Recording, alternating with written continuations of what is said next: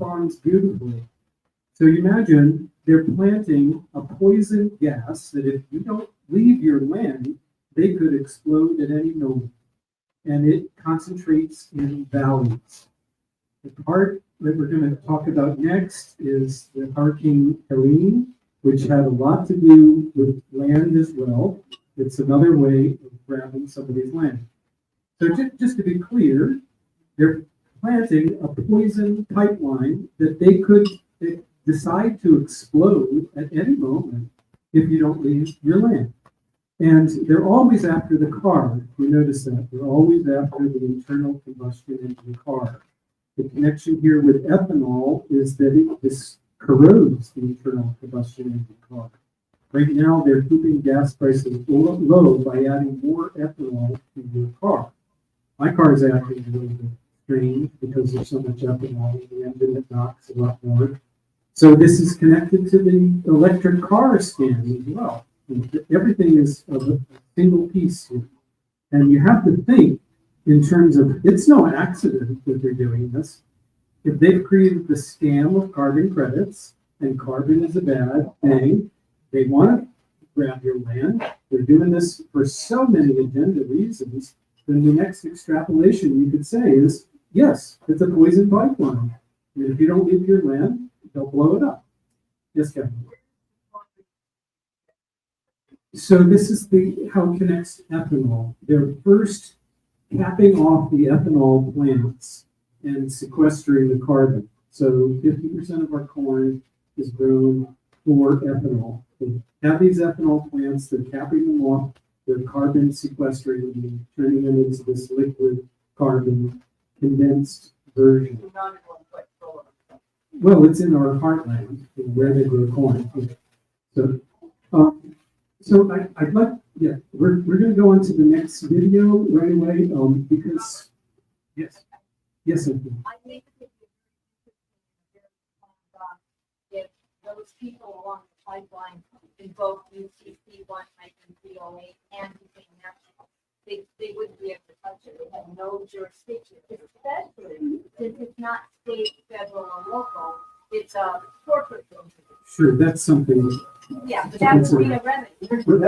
That's tango in court. We can figure out how to solve this next time. Anyway, we're going to move on because we're going to be talking about Hurricane Helene. Hurricane Helene was a totally manufactured event. And again, they use disaster to grab land. So the way they do it is either through flood, fire, or some kind of weird scam like this. But they're stealing everybody's land, and they have used directed energy weapons to dissolve towns like Lahaina that they want to develop on. It's all about the 15-minute city. The couchword is sustainable development, but it has nothing to do with it. And if you go back and say that this is all from eugenicists, then you understand that they don't care who dies along the way. Yes, I just want to mention I have a brother that lives at like 30 miles from Asheville in North Carolina, and he lives in Henderson County, which is exactly where it took place. And we had to have a generator for 2 weeks there. And he told me every single person that has applied for $750 have been turned down, and there is no FEMA. No, simple. He's in Asheville.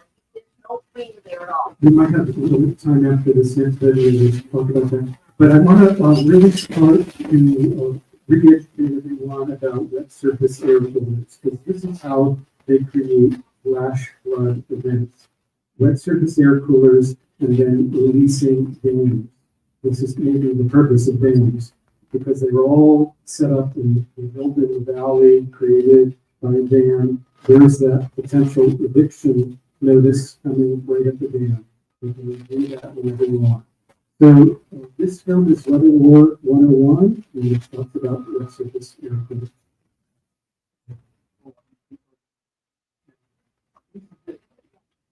Flash flood is called Mobile.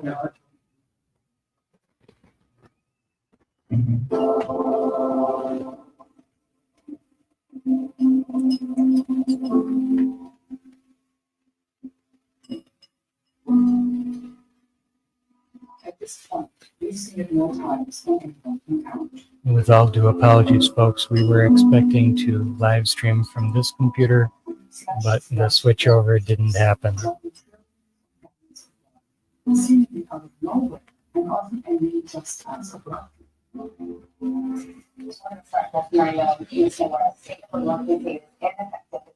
The city that deals with massive flooding from torrential rains. We have to do this morning, storm parts of the south are dealing with even more downpours and heavy flooding. And severe weather and tornado systems once again ravaging parts of the Midwest overnight. Severe weather is once again lasting parts of the Midwest and South with powerful tornadoes, heavy rain, and hail. Evacuations are underway in parts of Southeast Texas. This morning due to record flooding there, and even more rain is coming. Now to the south, where relentless rainfall has devastated parts of Texas. Right now, 22 million people across Texas and Oklahoma are under flash flood watches. This isn't just happening in the United States. All over the world, these inexplicable events are occurring, washing entire towns away and crippling metropolitan cities. The northern Europe has continued to be lashed by torrential rain, bringing extensive flooding to Belgium, Germany, and France. Paris had never experienced so much rain in May since records began in 1873. Well, it seems like this along the River Seine, having no winter, but not in June, although it's not putting some people off.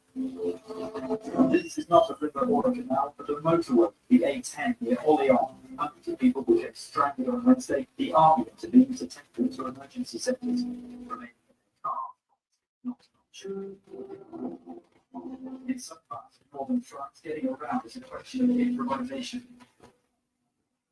The streets are no longer streets, but canals. Fire groups have been called out hundreds of times, having no other option but to travel by boat. Here, as much road to tell in 24 hours as northern falls in a fall. In December 99, the river mouth reached 3 meters 31, and we've beaten the record, 3 meters 42, 11 centimeters higher. A summer's day in Prague. Tourists coming from around the world to stroll across the medieval Charles Bridge. On Tuesday afternoon, they were forced to run for cover. The Czech capital was one of several European cities hit by heavy thunderstorms. This was the scene at the weekend in the southwestern German town of Braunschweig. Parts of the centre was simply washed away, the water carrying with it anything in its path. In some streets, the damage looks more like the aftermath of an earthquake. Floodwaters having subsided, residents have been trying to clear the troubled mud and survey the destruction inside their homes. This map fears his listeners may have suffered damage costing €1 million. Within 5 minutes, the water levels rose from nothing to a stream, an incredible stream. And the worst thing is, we don't understand how this could happen. We don't know. So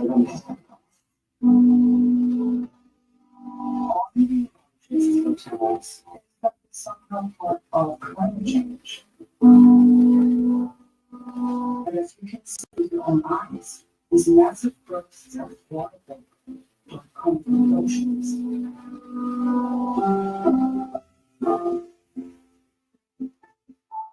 Time and again, they burst up with the long mass and fall right back down as storm region.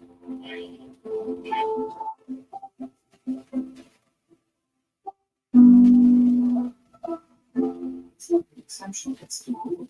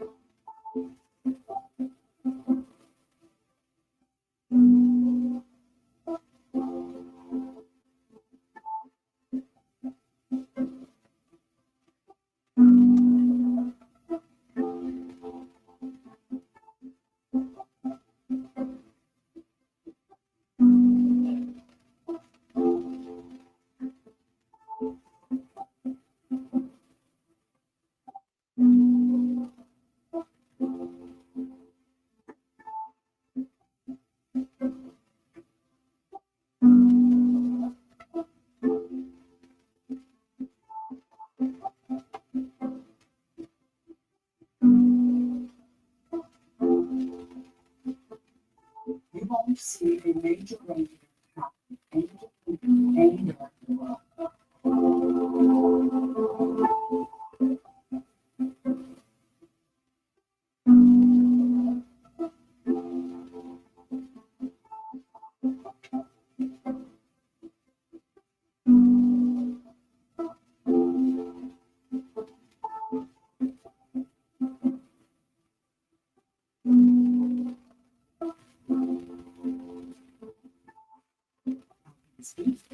Where can so much water be coming from?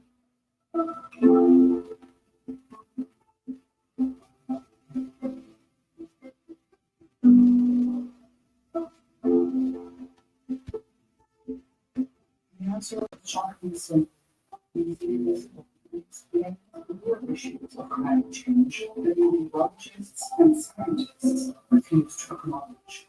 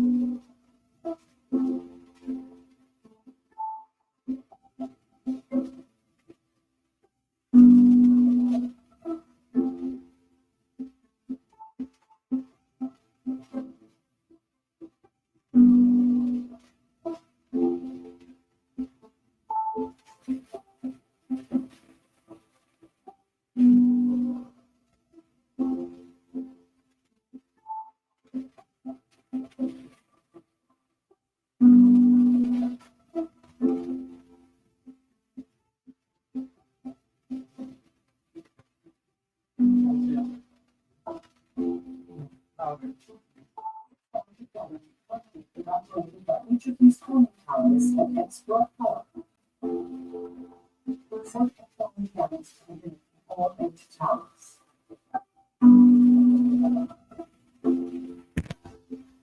2,880,000 or 3 million gallons per hour from this one power plant. 7,000 power plants in the United States.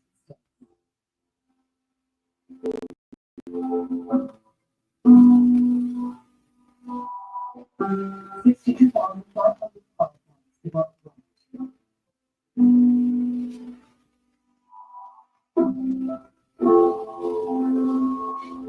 This event-type method of making money exists to address one glaringly obvious major problem.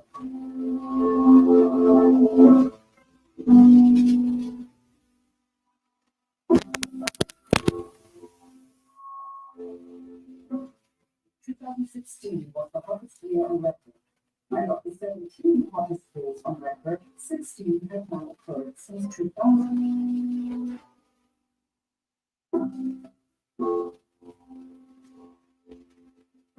If you can understand what happens when you make a cup of tea, you can understand where trillions of gallons of rain come from.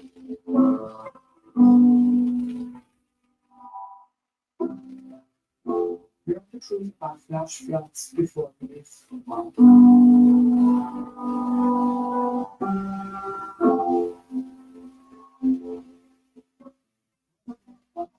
Has 20 years of research to prove everything.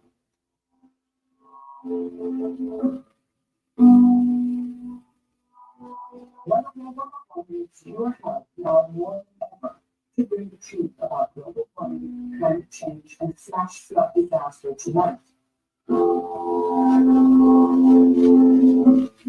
Contribute whatever you can to this singular work and this critical film, and help the people of this planet finally understand all of our children's futures depend on it.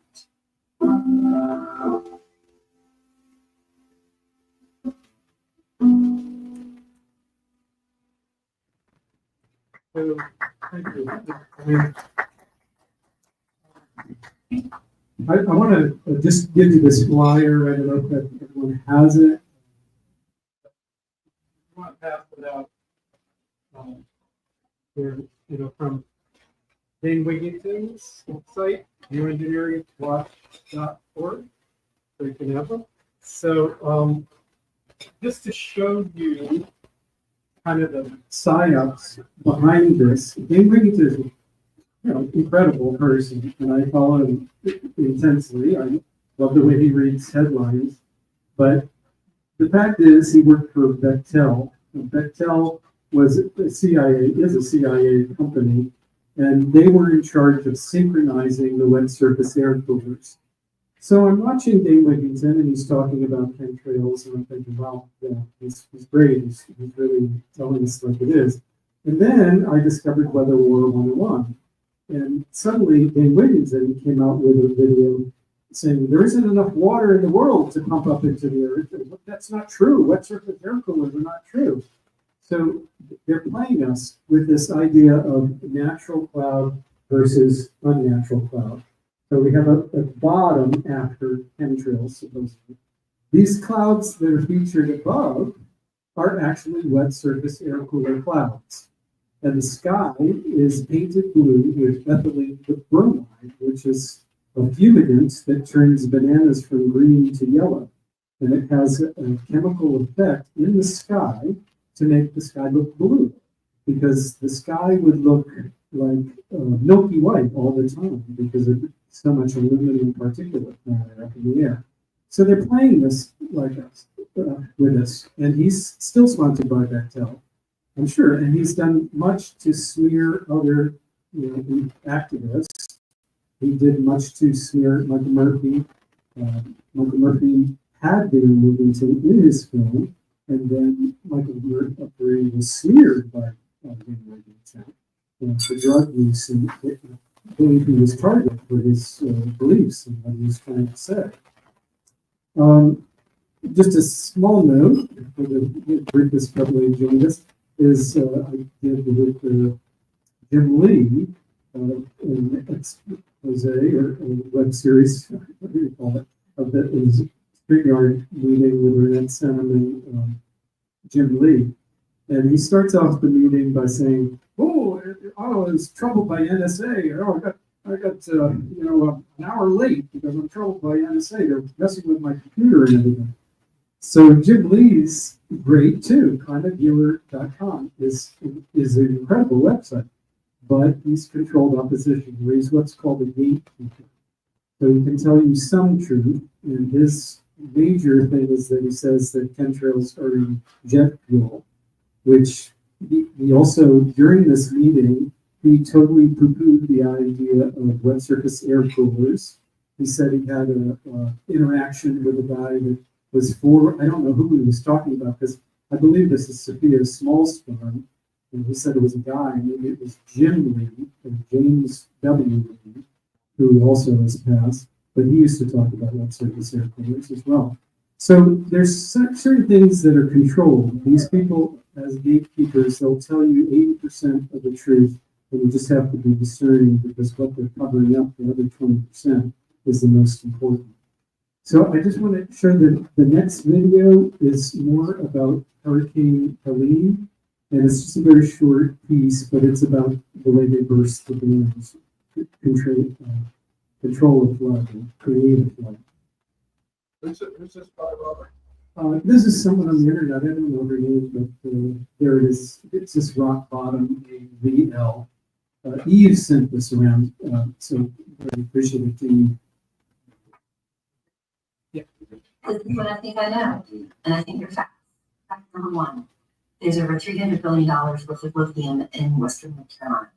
There's a mining company that's been trying to restart mining operations since 2021, and they've been embroiled with community protests to not begin mining. Spruce Pine provides the ports for 90% of the semiconductors made in the world. It is the purest form of land. You can't get a death certificate without a recovered body. If you don't have a recovered body, it takes 7 years to get this certificate. Without that certificate, it is difficult to establish the transfer of assets. People on the top of mountains at Lake Lure were airlifted out and told that they couldn't get back in for at least a year. That's a lot of time to explore the area if someone interested in doing so. U.S. military uses the mountains of North Carolina regularly as a training ground for troops. Apparently, it's very similar to the mountains from Afghanistan. The military is quite familiar with the terrain in the land and North Carolina. The governor tried very hard to get resources to help save people of Western North Carolina. Our governor wasn't to be found for 2 days into the disaster. And then there's this. This woman from Kentucky had a warning for the people of Western North Carolina. She was Kentucky. And this hurricane situation going on just brings the reason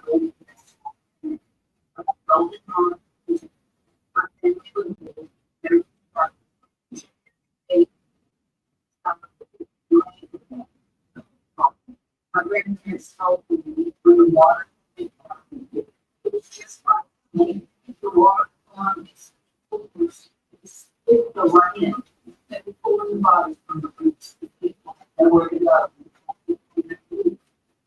It's horrible. I don't know all very, very tough.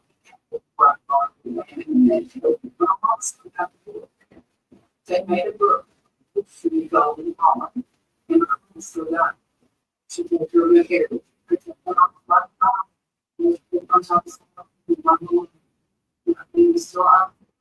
Never thought that there was somewhere as pretty until this happened.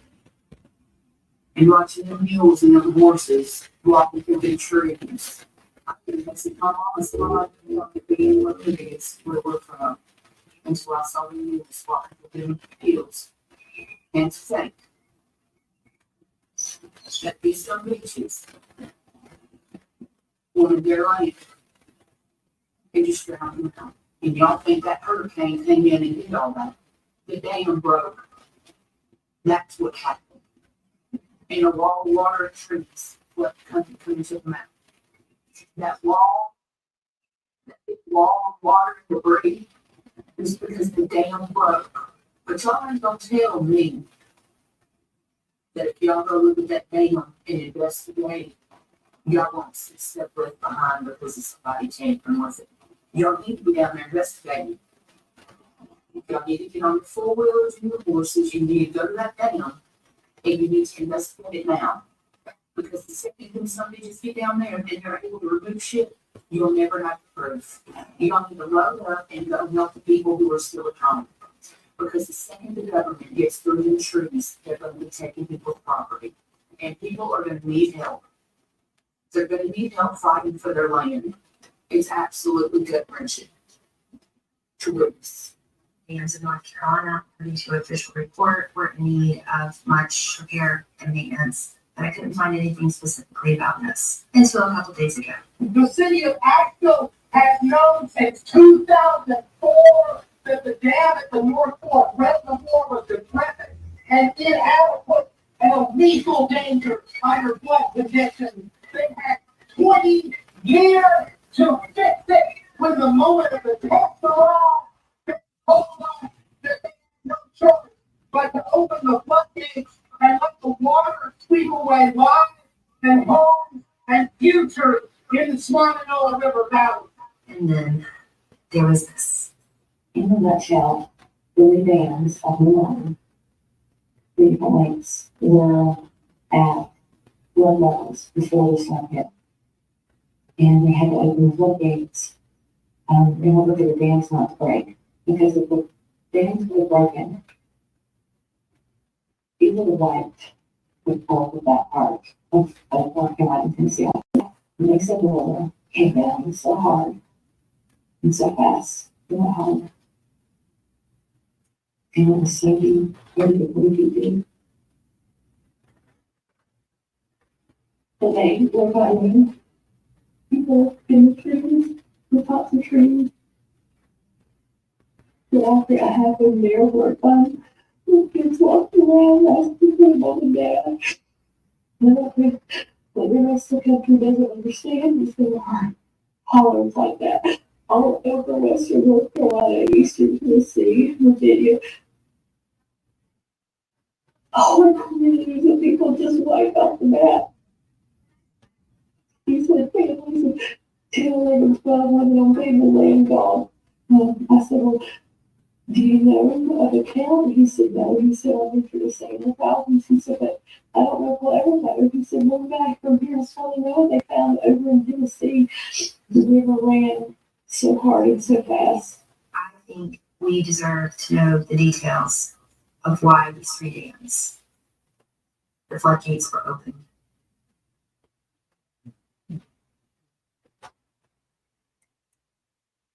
So that's it in a nutshell. We have a wet surface air coolers that move moisture and dump it on a certain area. All the hurricanes like Hurricane Katrina, they just flip them on and they leave them on. And then they fill up behind the dam, it's filled up with water, and then they release the water from the floodgate. This is the way all floods are created, and it's happening now all across Europe. All these types of disasters, they're just, disaster capitalism.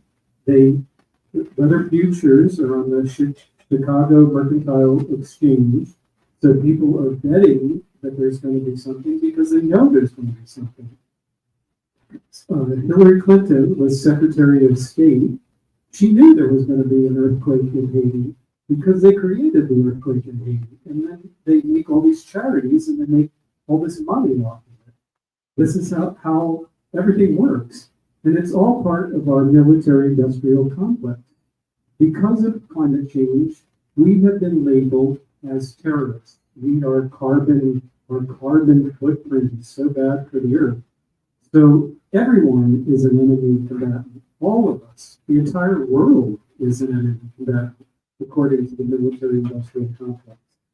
And this is part of the eviction process from the land. They have this map, and it's in an email that I sent you, the Agenda 2030 map that shows you exactly. You don't have it put up. Yeah, let me talk. Just to talk about why water is important to them. They often said that water is going to be the new oil. And the Bushes now segue from oil to owning water as well. So they need to control the flow of water. It's very important to them. This is one thing that Jim Lee said that is a fallacy as well, that they can't move storms. Well, technically, no, they're not moving that storm. They have wet surface air coolers in that area. They just turn them on. But they do move things magnetically.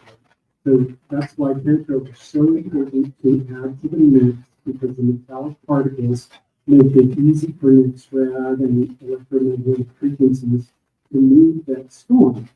And it was amazing during this meeting. Jim Lee was bad-mouthing the Wigington. So they're two controlled opposition. I believe that Jim Lee works for Reagan. And that's why both of them, David and Jim Lee, say that directed energy weapons benefits, because these companies are doing it. So this is how controlled opposition works, and they're bad mouthing each other. I'm just saying we're in the middle of this. You have to decipher what information is true, even from the alternative sources we're going to go after. Certainly, you can't trust anything mainstream, but these are controlled operational gatekeepers who you can listen to and take lip service from and other information from. But then the part that they're not going to tell you about, that's the most important part. Yes, Bob? Hearing about hurricanes.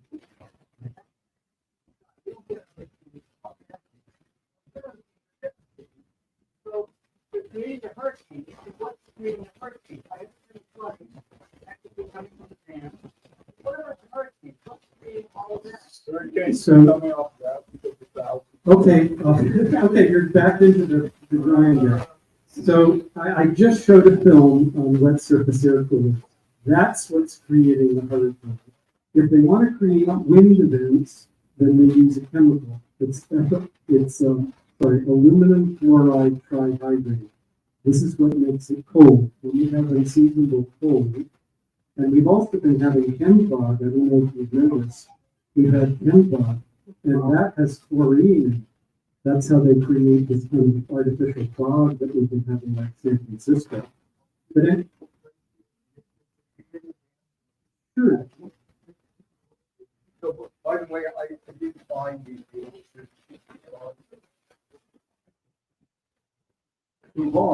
As you remember, there have been high-powered, steerable, microwave antennas virtually carved before their last name. They're now all over the world. They've gotten more powerful and they've gotten much more compact. Now, there are many that are mounted on ships. And these can keep ionics and they can create high pressure areas and low pressure areas wherever they want to. And these can produce winds, they can produce storms, and this is working together with the with the nanoparticulate in chemtrails, chembombs, so on, that are then these storms can be created, anticipated, be intensified, they can be destroyed. So this is a key part of the weather manipulation that's going on. And you already read about it in the long film.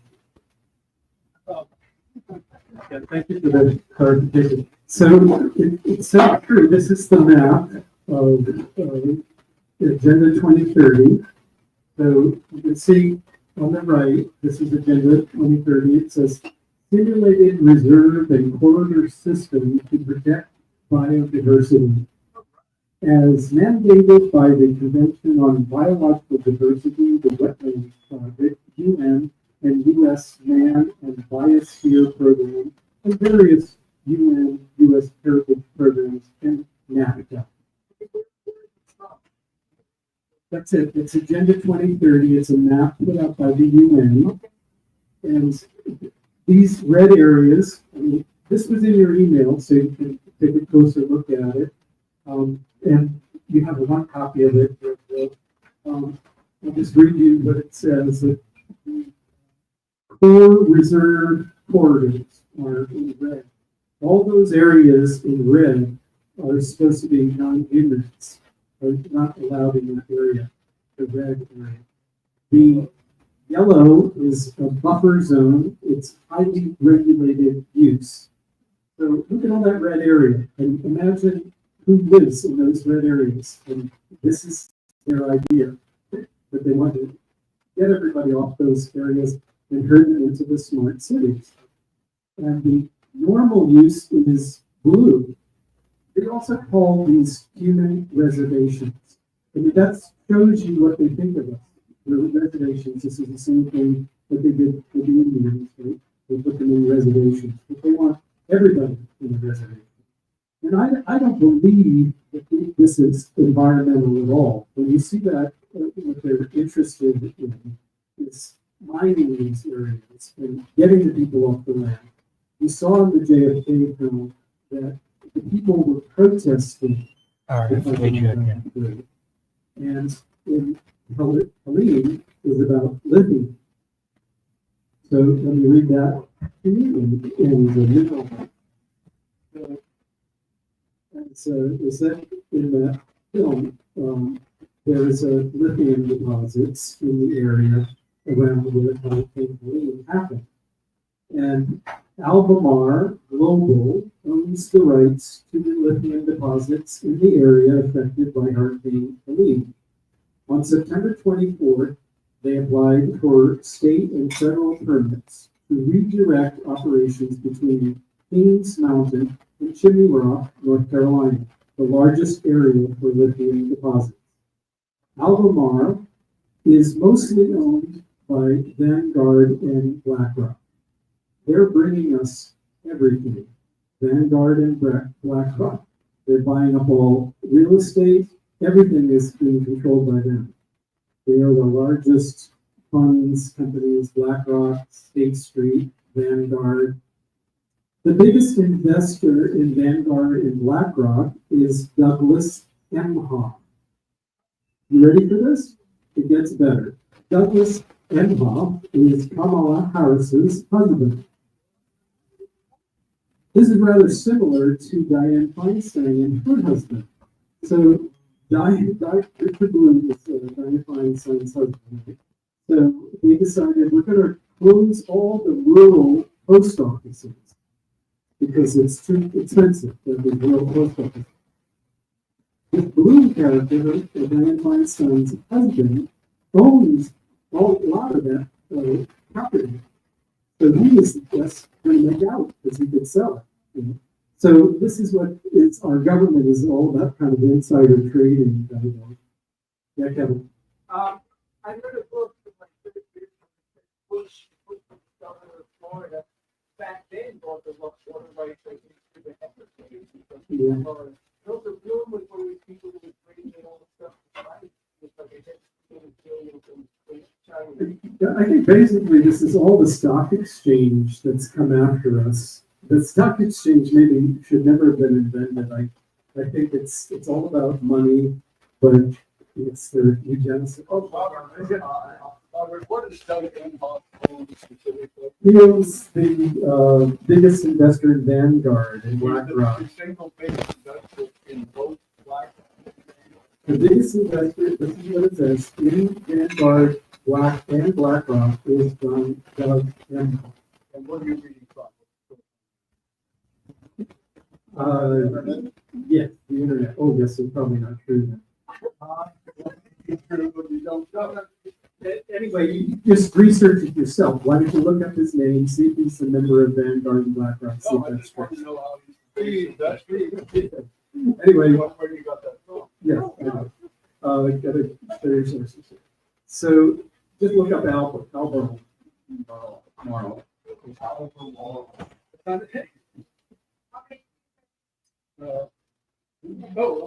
But let me finish showing you the different zones here. Border 21, this is orange. That's cyber agreement of NAFTA. It's 134 mile wide international zone of cooperation. That's this to the border of Mexico. That's why NAFTA is so important. And then pink is Indian reservations. They're going to keep the Indians in reservations too, and put the rest of us in them as well. Gray is military reservations, and this is indicating cities of 10,000 people. You know, they have this plan, you know, that this replacement theory. This is a lot to do with why the migrants are being allowed in. It's a replacement theory to replace us with these migrants. So it's interesting, that's the 100,000 miles of pipeline, and that's the map of what they're planning. Whenever they've had a directed energy weapon event like Coffee Park or Paradise, it just so happens that those communities had signed on to the sustainable development or a smart city. Lahaina is about a smart city, they have planned for that. Just to say that the directed energy weapon company that did Lahaina job was on Maui. They were on the other side of Maui. Very convenient. And I have a video that I had shown about the staging area. So it was about Coffee Park fire in Santa Rosa, and the drone shot went past all the devastation, everything that was turned to dust, continued going, and then it said PG&E staging area. So the energy companies are very involved with this, and it also has to do, especially directed at the reference with the smart meter, because the smart meter homes in on a specific home so that they can maybe create a surge through there and they can target that specific home. That's why you see certain homes don't get targeted because they weren't on the list. Speaking of lists, I mean, that is the list of people that need to move out of these areas, according to them. And they're not interested in our input. I mean, you cannot go to your city council and think that they're really going to be interested in public speaking and in public's input. Because this is behind the green mask, whereas Corey talks about it, it's called the Delphi technique. So what they do at these public meetings is they pepper it with all sorts of industrial people that are in favor of the project.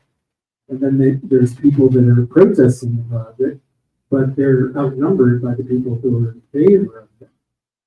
For instance, I did a Zoom meeting which was about eviction. It was about getting public monies to tear down your home and build high-density housing.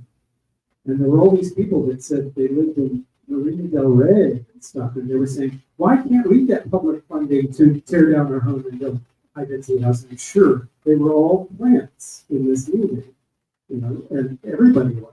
And then they had people who were social justice warriors who were saying things like, I live in Koreatown. Why isn't there Section 8 housing in Hancock Park? It's just incredible. Everything is planted, and they're just going to decide how they want to decide.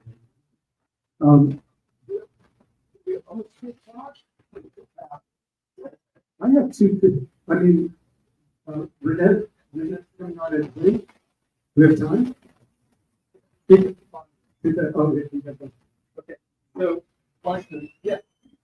Yeah. Question I am. will have no problems with procreating. You know, their fertility has not been affected. And secondarily, the places that have the intentional things happen, they were painted blue, nothing happened. Right. I mean, it corresponds to frequencies, and it doesn't hit blue for some reason, but they need to change the frequency next time. Everybody will change the blue to blue, and then it happens. Whatever, 666. I don't know, my phone fans or whatever, but 666. Yes, I'm sorry. What they're going on there. I just wanted to say about the reason that they have like surface air pollutants is in Ilana's book. It's called Under an Ionized Sky, the book before this. And the reason is all the electronic things that they need to do in the atmosphere, they work much better than plasma. And most of the clouds that you see are not water vapor clouds, they're plasma clouds. They look different, but you know the clouds that you grew up with, the cumulus clouds, the fluffy clouds. They're very different. They're kind of feathery on the end, so they look gaseous to me.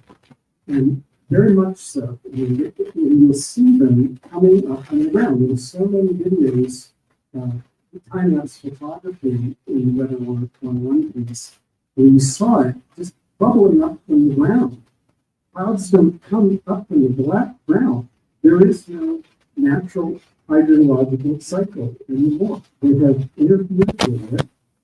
And yes, they can stop water vapor from moving. The idea that Kennedy, it was true that Robert F. Kennedy said originally that we were going to control hurricanes. And then Lyndon Johnson took up that mantle, and he said, we will control the cloud cover, because he who controls the cloud cover controls the world. Whenever you watch a game movies and video, it shows that clip. Lyndon Johnson, obviously kind of drunk, and maniacal in the way he's saying it, power drunk. But it comes from the idea that they think it's good. They sell you on the idea we're going to control the weather to save people. But everything is the opposite of that. They're not controlling the weather to kill people and to get them off their land. It's a disaster capitalism. It's eugenicist on steroids. It's all about that. It's not about like we're going to do nice things for people. This is not about we're going to save the environment. We're going to have these wonderful nature reserves. I mean, the humans say the humans.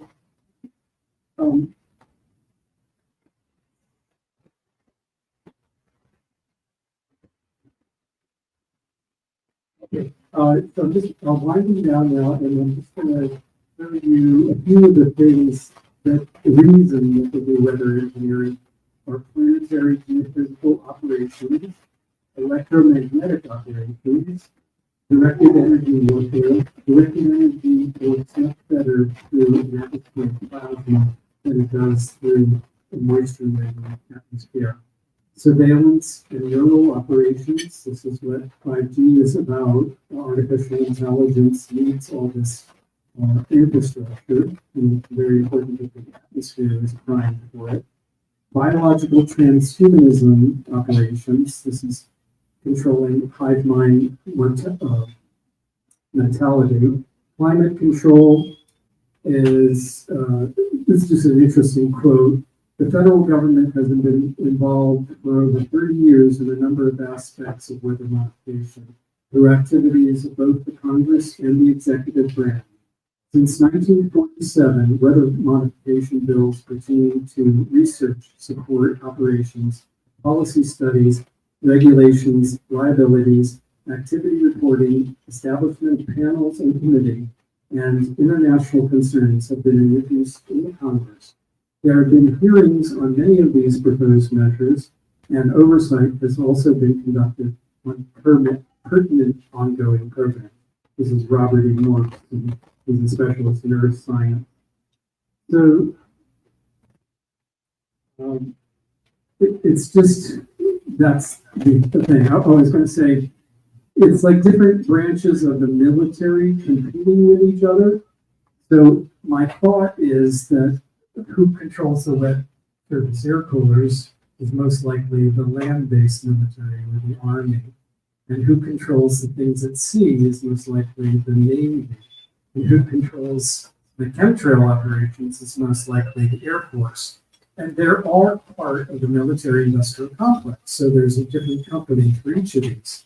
So if you're taking into consideration what I passed out and say, here's natural clouds, and then here's chemtrails, they're two different beasts. Today, the chemtrails are about hiding the sun simulator.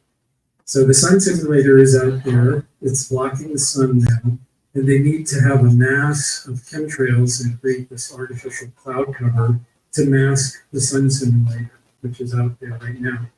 So they're saying to you, which would you prefer? Would you prefer the sun simulator, lots of chemtrails, or do you prefer wet surface air cooler clouds, plasma clouds with an ethylene blue sky, ethylene unrunway sky?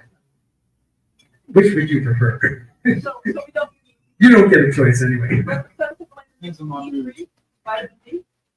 No, it doesn't. So the sun simulator does make the rays more blue in color. It filters out all the idea behind the sun simulator is it's supposed to focus on these solar farms, which are really an environmental disaster. It's big mirrored solar powered farms. It's supposed to redirect the rays to those solar farms, and then they have a big solar furnace that gets all the mirrored, big array of like Burning Man mirrors in a semicircle in front of this furnace. And they're directing all the rays. So the sun is being diverted to these solar farms. They're getting a concentration of sun on these mirrors, and then the mirrors head to the solar furnace. And that's supposedly how they're created. But there's many agendas behind it because it blocks out the infrared wonderful warmth of the sun. And this is all under the guise of cooling the earth, of course. So it's very unhealthy for us. It's not good. Okay, I'm going to introduce Reinette Senum, and I'm so glad to welcome all the wonderful members of your crew. And then when we get to a certain point, I'm going to ask people who want to speak on the StreamYard with Reinette Senum, if we could come up here and speak on camera with a microphone and stuff. So just don't shout things out because we want to make it a good situation for everyone on the StreamYard. And right now, I'm saying goodbye to the people I'm meeting, and I'm asking you to take the other link and go to the StreamYard link that is in the email and join us over there for the discussion with Reinette Senum. And so happy to have you on board. Is it going to be on the screen? We're going to do a little switch over, and I think it'll be right on the screen here.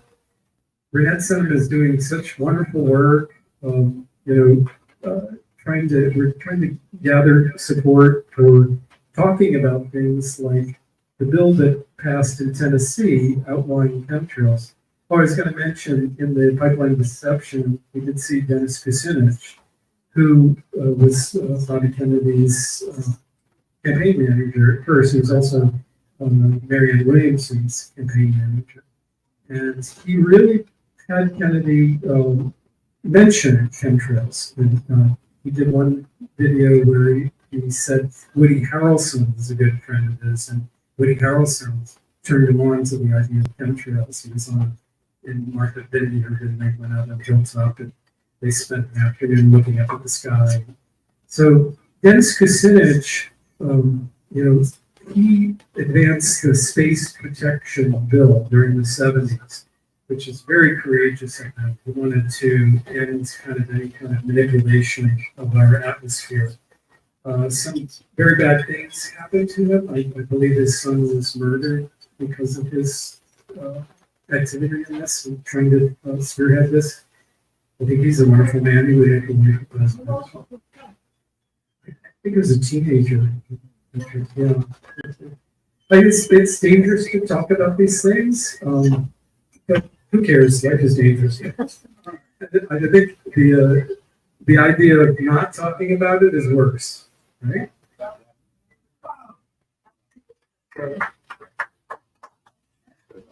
So let's. Okay. I think we're ready. I hope so. I sent people the link again, so I'm assuming they're going to click on it. I told them to look for it in the announcement.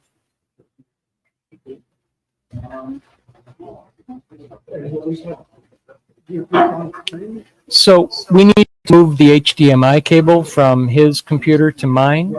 And just, why don't we just take a quick coffee break and switch over? If you want to get something at the concession stand, Pam was waiting for you right now. So we're just switching over between the two formats. Sure. This would be Behind the scenes, Reinette. How you doing? Is anybody interested in knowing why you should not get Medicare Advantage? Hi, I'm doing fine. How you doing? There you are. So glad to see you. Thank you. Yeah. Okay. I'm outside You looking at signed all up for colors. Medicare Nice. Advantage program. What do they offer you? Do you remember any of the benefits they offer you? Grocery money.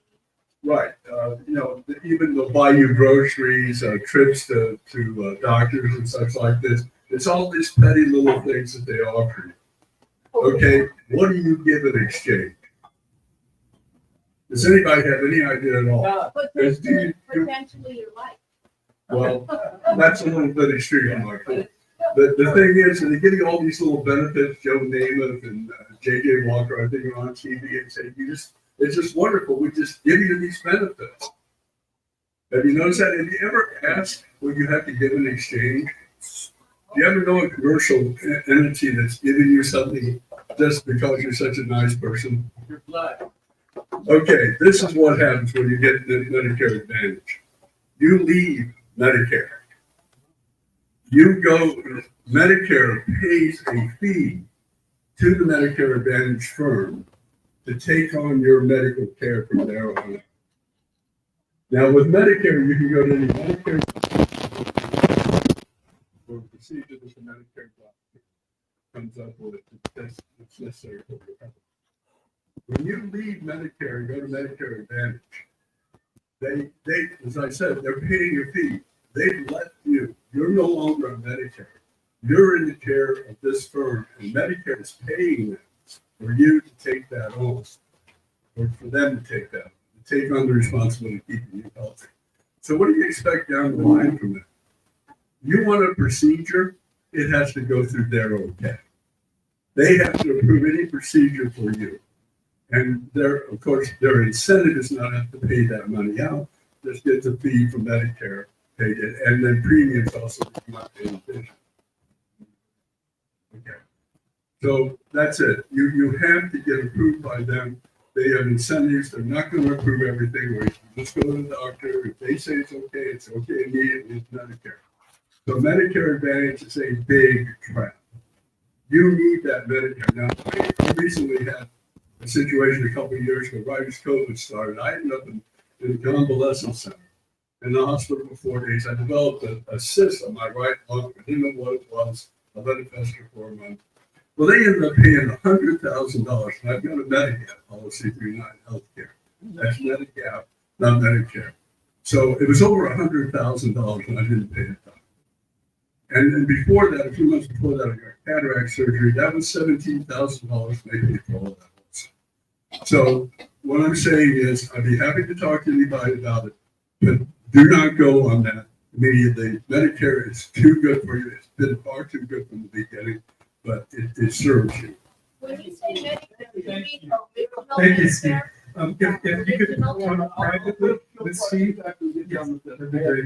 So I want to welcome Reinette Senum. I'm so happy that you're here, Reinette. And Thank you. just talk. Hi, everyone. Can you guys all hear me okay? Yeah. Okay, great. Awesome. Well, I'm actually here in Northern California, sitting on my front porch to enjoy the fall colors while I'm Zooming. And so just thank you for giving me the opportunity to talk to all of you about what we're doing with Save Our Skies. Give me more light.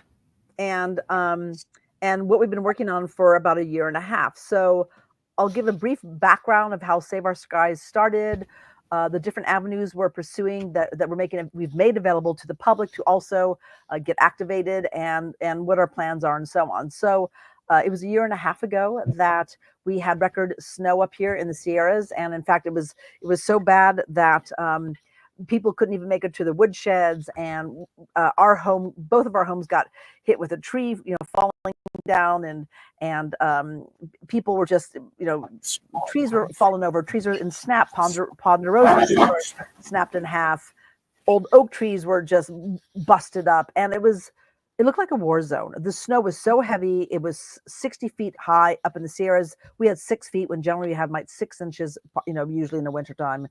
And it felt weaponized. Well, it just so happens that at that time, a dear friend of mine, Catherine Sari, was collecting hail samples in Central California. A lot of people were. And of course, when we got the results back, they were very high, and what you would expect these days: aluminum and strontium and barium and lithium and cobalt and zadium. And I mean, the list goes on and on and on. Heavy metals that should not be in our rain. So at that point in time, I decided to start Save Our Skies. And Save Our Skies is under the umbrella of our new nonprofit, which we got last year. We got up and going last year. And it's called Gen 7. And Gen 7 essentially stands for the 7th generation principle, which is every decision you make today should serve as 7 generations from now. And we realized that Save Our Skies would be perfect under this umbrella, because if you don't have clean skies, you certainly don't have clean water, soil, food, air, you name it. So we started that. We became a 501c3, and we immediately started going out there and doing rainwater analysis all around California. And then we started bringing people on, like Jim Lee from Climate Viewer as one of our advisors. We brought another gentleman on who kind of found his way to us, named Jeff Ray, who's a meteorologist. And he started teaching us how to actually read the skies. Now, as you've been hearing today, there's all sorts of different kind of geoengineering. We know there's cloud seeding, which is anything from ground-based cloud seeding to Cessnas and other planes with flares shooting off silver iodide. We know there's geoengineering that you have a stratospheric aerosol injection, SIA, which happens the military, private companies, God only knows who else, NASA, who knows, NATO. You have sounding rockets. There's all these different ways of geoengineering and so on. Of course, we know HARP could be used, possibly ionosphere heaters can be used. Supposedly there's technology down in Antarctica that we don't even really know what it's about, but it's down there that could also possibly cause weather modification. So one of the things we want to do is we wanted to pursue this as much legally as possible. But while pursuing it legally, we also know that that takes time. It might take 1 year, 2 years, 3 years, 5 years. And we didn't want to put all of our eggs in one basket with like one lawsuit. So we started to create different avenues to engage people. So while we're working on that, I put together a legal team and we started pursuing several different avenues for lawsuits. One of the things that we were looking at was the fact that there had been, as we were told, a gag order on meteorologists and weather reporters. So we started to pursue that, the legal team. And these are constitutional attorneys, constitutional professors, really like the best in their league. And we went down that particular route. And what we uncovered, interestingly enough, was we were told there was a gag order. And when we actually tried to get the source document, which is the original document from the government saying you guys have got to stop talking about weather modification programs when you're saying you're giving the weather report, that we found out that documentation, that source document, does not exist. And we were going to pursue that under the constitutional realm and a First Amendment right violation by the government. So we pursued that, got to the actual attorneys who were involved in the case, and come to find out that actually does not exist. So we had to stop. So we turned around, we backed up.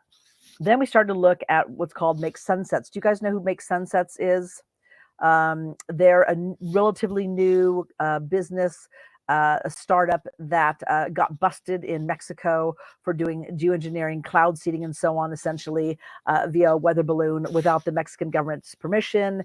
And they got kicked out of Mexico. And now, of course, they're doing some of these programs outside of Reno, Nevada, over California and other areas. So we started to pursue them. But what happened was Kat Sari, who I mentioned earlier, when she happened to collect those rain samples, and she was collecting more and more all the time, and Save Our Skies was, paying for the lab results.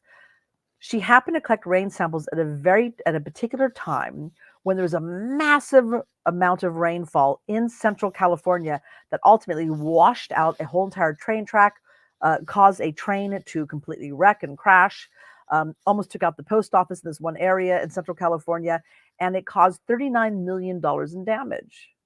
Well, it just so happens that when we were pursuing Make Sunsets, this becomes available. We have rainwater samples. We now have the actual flight radar 24, where we are tracking the flights where they're doing the cloud seeding that caused this enormous rainfall and this damage. And the team decided to actually pursue that rather than Make Sunsets because we had damage. We had claims. We had FEMA forking out $50 or $39 million worth of taxpayer money essentially as well. So we're now pursuing that. Now, since then, what we've been doing is public records requests on what's called the Turlock Irrigation District. To let you know, when it comes to cloud seeding, and cloud seeding may not seem so awful compared to, let's say, stratospheric aerosol injection or other geoengineering projects and programs out there, but you have to understand that they are increasing the cloud seeding programs around the United States exponentially. They're doing it all over the Western United States, especially. So what we're doing is we're pursuing this cloud seeding because it's a low-hanging fruit and we can get it. We can actually probably have a successful lawsuit, but it's also something that will set a precedent. So what we're doing is we've done the public records requests on irrigation districts because the ones who are usually doing the cloud seeding are irrigation districts because it fills up the reservoirs and they're selling, the liquid gold called water. And also power companies do a lot of cloud seeding because why? They want the hydroelectricity in the reservoirs, the water that fills up and of course goes down the rivers. So the cloud seeding itself maybe only adds an extra 10 to 15% rain, but year in and year out, that can add up after a while. So we did 2 public records requests over the last few months. We did a first one to the irrigation district, didn't get a lot of answers. We did a second one again to the irrigation district. We got more of our answers. And what we discovered was that what's required in California under the California Environmental Quality Act is every year you are required to submit your plans for these type of weather modification, rain or snow augmentation programs. And there has to be a public period for comments. There has to be the latest studies on cloud seeding. And what we found out was the studies they're using are from the 1990s. We also found out that when they do their publication, they have to put this into the newspaper in the nearest area where they're doing the cloud seeding. Well, they do it, and last time they did it was in 2019, saying, yeah, we're going to be cloud seeding for the next 5 years. This is completely unlawful. So we uncover all of this. We find out that, yes, it does look like they were the ones behind the catastrophic rainfall in Central California. And now what we did about a week and a half ago, we submitted another public records request to the county that received the $39 million in the FEMA funds. And we should be getting that public records request within the next couple of days. However, what's really interesting is that generally when you send these public records requests in, you'll get a response from the legal counsel or whoever it is you're addressing saying, we got it, we'll get back to you in 10 business days, but they've gone completely silent. If they've gone silent and they don't respond to us by next week, then I have to go get a court order, what's called a writ of mandate, and the court will have to demand that they actually answer our public records requests. So if we don't get anything from them, that will have to be our next step. So the objective now is to set up this ball at the net, find some property owners too that also have damage as well, and really alert the insurance companies, the cities, the counties, the agencies that should be overseeing, our air quality boards and so on, overseeing, our air quality, and alerting them to what's really going on around cloud seeding. So that is one legal avenue that we're taking. Now, as I said earlier, we don't want to put all of our eggs in one basket. We don't want we don't know what kind of jury we're going to get. We don't know what kind of judge we're going to get. Ultimately, we have to now get different attorneys that are CEQA experts, not the ones we had before are constitutional experts. Now we have to find the right CEQA attorneys. We don't want to put all of our eggs in that basket. So one of the things we've been doing is pursuing notices of liability. There's 2 different tracks that we're pursuing on this. Many of you probably know a gentleman by the name of Cal Washington of Empower Movement. So Cal Washington, I've been watching him for many, many years, started these things called notices of liabilities. They're essentially like affidavits. And he started these for smart meters originally. And then they went to cell towers. And then they went to 5G. And then they used notices for vaccinations. And now they're using notices for geoengineering. So they have a list of perpetrators, geoengineering perpetrators. We identified the top 5 geoengineering perpetrators on our list. And just to let you know who those top 6 ultimately. So we identified the top 6 perpetrators with the help of Jim Lee from Climate Viewer. It starts with Open Society, of course, our famous George Soros. The other one is the U.S. National Science Foundation. The other perpetrator is the Fund for Innovative Climate and Energy Research, known as Pfizer. And the other one is, of course, NASA. And lastly is the Harvard Solar Geoengineering Research Program. Those are the top 6 that we're pursuing. So we've done notices of liabilities. And what we did is we partnered with Empower Movement. If you go to our SaveOurSkies.org website, you can scroll on down and you'll find where you can click on and jump onto essentially Empower Movement. They have a special page for us. Now they'll let you know, in order to be part of the Empower Movement, you have to pay usually $150 a year membership. They've reduced the price for Save Our Skies folks down to $100. This is for all the legal work they do and the upkeep, the website, everything you have to do behind the scenes, the admin, and so on. So what we did is we announced who we're going after. We put out the names of the biggest perpetrators, and we started having people join in Empower Movement to write the notice of liability. Now, to let you know, the notice is 36 pages long. It's kind of like an autofill thing. You put in all the information. That way, Empower Movement actually keeps track of who it is we're putting on notice. And essentially what these notices are doing is saying, look, we know what you're doing. This is the harm we believe is happening. You don't have our consent. You do not have our permission. Essentially, please prove to us that this does no harm. Well, of course, you're never ever going to hear from them because they can't prove it does no harm. So whether or not that's going to be successful, we don't know. Generally, what happens with Empower Movement is that they'll send these notices off, and many times we'll see a resignation within days or a week or so. The entities, individuals who do resign, they'll never say, Empower Movement sent me a bunch of notices. I'm kind of getting cold feet. I'm out of here. They don't ever mention it. So it's kind of hard to tell, but they still keep track of it. They actually keep track of the meta. They keep track of who sent what notices to who, and they see what successes we have. Now, that's one avenue of the notices. But there's another avenue of notices too. And right now I'm literally in the middle of that learning curve. There's another gentleman by the name of David Jose. David Jose also uses the affidavit, the notice of life or the notice of process, but he has a different kind of objective and outcome. What David Jose has been teaching his members and his followers, and I've been learning as well, is that our forefathers, when they created the foundational papers and documents, they did not expect us to have bar attorneys. They did not expect us, if you had any redress in courts or any grievances, that you had to go to a court, spend millions of dollars, possibly take years and years and years. They had a very simple, streamlined way of addressing your grievances. And that was through pen and paper. And that's why they say the pen is mightier than the sword. You do not necessarily have to go into a physical building to have a court. Your court is your pen and paper. That is through the affidavit process. So what David Jose is teaching is that you send off these affidavits. His are much shorter. They're not 36 pages like, for instance, Empower Movements are. They're very short, very concise, just a couple few pages long. And he sends these off, and there's a protocol. There's a process. You send one off, you wait for the response.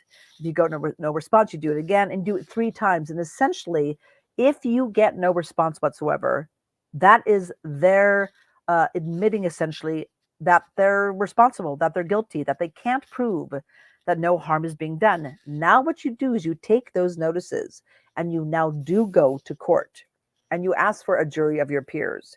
You ask for a court of record.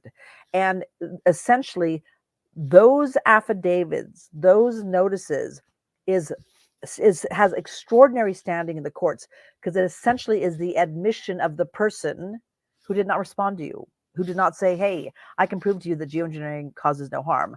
I can prove to you that cloud seeding causes no harm.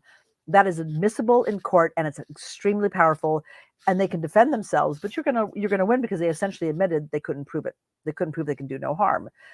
Now that's the other route we're taking. I'm personally on that learning curve. I'm not ready to launch that yet for Save Our Skies. It will not cost any money. We're just going to be doing it through Save Our Skies. It'll be much more simple. Empower Movement also requires a couple witnesses to sign. So it's a little bit more, I would say, cumbersome, but it's also just as effective, but a different avenue. So we're doing that. Okay, so those are the 2 different, actually a total of 3 different legal realms that, avenues that we're taking. The other thing we've been doing is last spring, working with Kat, we started to learn how to read Flight Radar 24. Around that time in springtime, the gentleman by the name of Jeff Ray, who is our Save Our Skies meteorologist and advisor, started teaching us how to read the clouds. Now, one of the things Jim Lee was teaching me, and it was actually quite upsetting because I had my mind wrapped around like, okay, geoengineering is exactly this, and I know what it is. And I actually had to kind of open myself up to like understanding that I didn't really know everything. So one of the things that I had to do was really kind of open my mind to the fact that there's a lot more unintentional, and it could actually be intentional, but for what we know, it's unintentional geoengineering that's happening every single day, whether you see it or not. And it's as serious as any other SIA program out there. So what Jim Lee was saying is, look at Reinette, what people don't realize is, yeah, there's clandestine programs out there. There's the government, there's, black op, dark military programs. God only knows what they're doing. God only knows what kind of, technology they're using. But something that happens day in, day out is that we have in America 39 million commercial flights a year. We burn, was I think about 15 million barrels of jet fuel a day. And when we had gotten those rainwater results before, when you match them up to jet fuel, it matches up perfectly. Now, unfortunately, in this jet fuel is a nanoparticulate matter. And inside this nanoparticulate matter that has a graphene kind of lamina, it has a whole bunch of soot inside, and all those things we found in our water sample, which is aluminum, strontium, barium, cobalt, again, copper, the list goes on and on. That is also in the jet fuel. Nanoparticulate matter, you think so it's no big deal, except it's 15 million barrels of jet fuel a day, right? 39 million flights a year. So that adds up. Now, what Jeff Ray brought into us, Jeff is a meteorologist. So what Jim was showing to us is like, look at just our commercial aircraft. Oh, and since NAFTA, when Clinton signed NAFTA, he essentially exported all of our manufacturing. With that, what happened is America started sending all their raw goods to Asia. They made their products, they shipped them back in these gigantic cargo ships. And these cargo ships are huge. They're sizes of small floating cities with gigantic, smokestacks and bunker fuel coming out of them.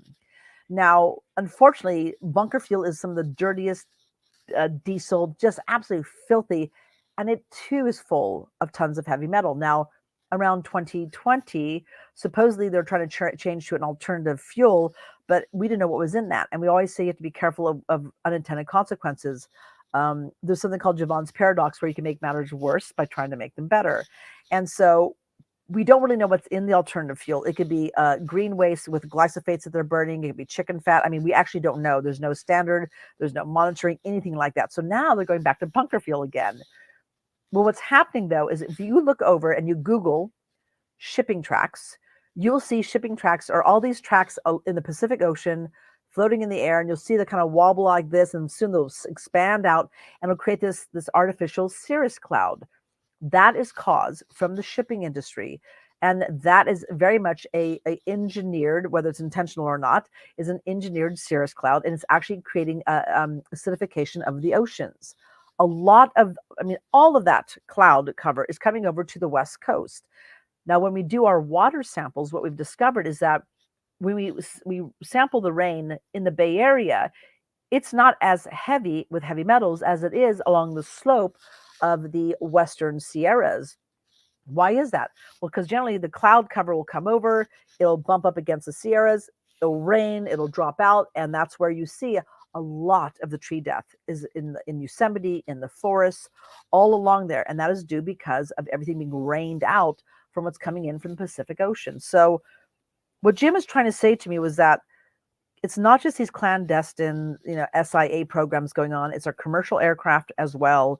And it's also our shipping as well. People will ask me, well, my God, what can we possibly do? And I said, look, the shipping one is a huge issue. And I don't know if it's something that we can actually tackle. But what I have to say is this: the sooner that we bring back manufacturing in America, the sooner we stop shipping our raw goods to China for them to make cheap commercial products to ship back to us, the sooner that we are less dependent upon this massive shipping cargo train, cargo industry, the sooner that we're going to get our skies back. Now, that is going to take something like, for instance, maybe Trump. If Trump can bring manufacturing back to America, we can have less shipping throughout the Pacific Ocean, which will actually save our skies, interestingly enough. When it comes to commercial aircraft, one of the best things we could do for that is to actually have them refine the jet fuel even better, so there is no nanoparticulate matter whatsoever. So that is something that we're actually also addressing. So, okay, so that's your piece, right? That's our piece right there that most people don't know. Now, the thing that Jeff taught us about, the meteorologist, is that Jeff came on board, was talking in our Telegram channels, kind of upsetting people, saying, hey guys, I was from the Navy, I was on these aircraft carriers. My job as meteorologist was to read the weather and to identify where in the troposphere, where in the stratosphere our jets could take off from the aircraft carrier, fly, and come back without an extenuated contrail, right? And the way he could do that is by reading what's called a radiosonde twice a day around the world. These weather men and women go out and they take little weather balloons with this little radiosonde device. They let it go. It goes to the troposphere, up into the stratosphere. It reads barometric pressure. It reads particulate matter. It reads temperature. It reads humidity. And when they get all that data, they take that data and they put it into what's called the Appleman chart. And with the Appleman chart, they can then actually identify where it is, where the conditions are just right, that you'll see those extenuated contrails that we call chemtrails. What Jeff and what Jim Lee both told me is like, Reinette, when you're looking up, like for today, heavy chemtrail day, yesterday, not so bad. But what they said is whether or not you see those trails in the sky, and the closer you are to a metropolitan area, you're going to be seeing trails all the time. But the whether you see those trails or not, you're getting sprayed every single day. And some days you see them and some days you don't. Why? It has to do with the atmospheric conditions are just right that allows those conditions to be that the trails are extended out and they spread and spread and spread until finally you're in a complete haze. So that was not actually good news, because when I look out in the sky and I see a blue sky, I'm like, oh my gosh, great, they're not spraying today. Well, I come to find out, it's like, no, they're still flying back and forth. That they're leaving behind these jet contrails. It's just the conditions are such you can't see them, but it's still spraying down on you.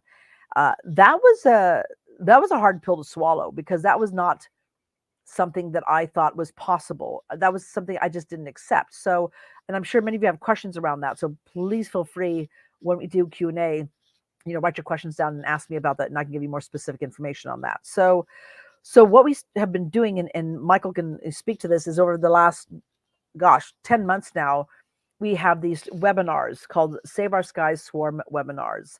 And what we're doing with these is that we are on the second Tuesday and the fourth Wednesday of every month. We have from 6 to 8 a.m. we have different people on, different guests, and many times we have Kat on, we have Jeff on, we have Jim on, and we teach people how to read flight radar, how to see the signature aircraft, flight pattern, to say, oh, this is when I can see their cloud seeding.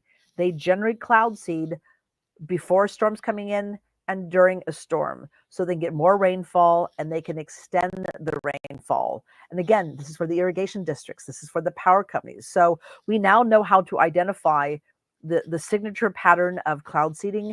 We are teaching people how to do that. We're teaching people how to read flight radar, how to go onto NOAA, the National Oceanic and Atmospheric Administration, and actually look for cloud seeding and geoengineering programs, because you're required by law since 1972 to register your non-federal geoengineering weather modification programs with the government. You're required to do that. So we teach people how to go on there, how to identify the programs in their areas, and then also how to collect rainwater, where to send it, what kind of heavy metals to test for, and so on.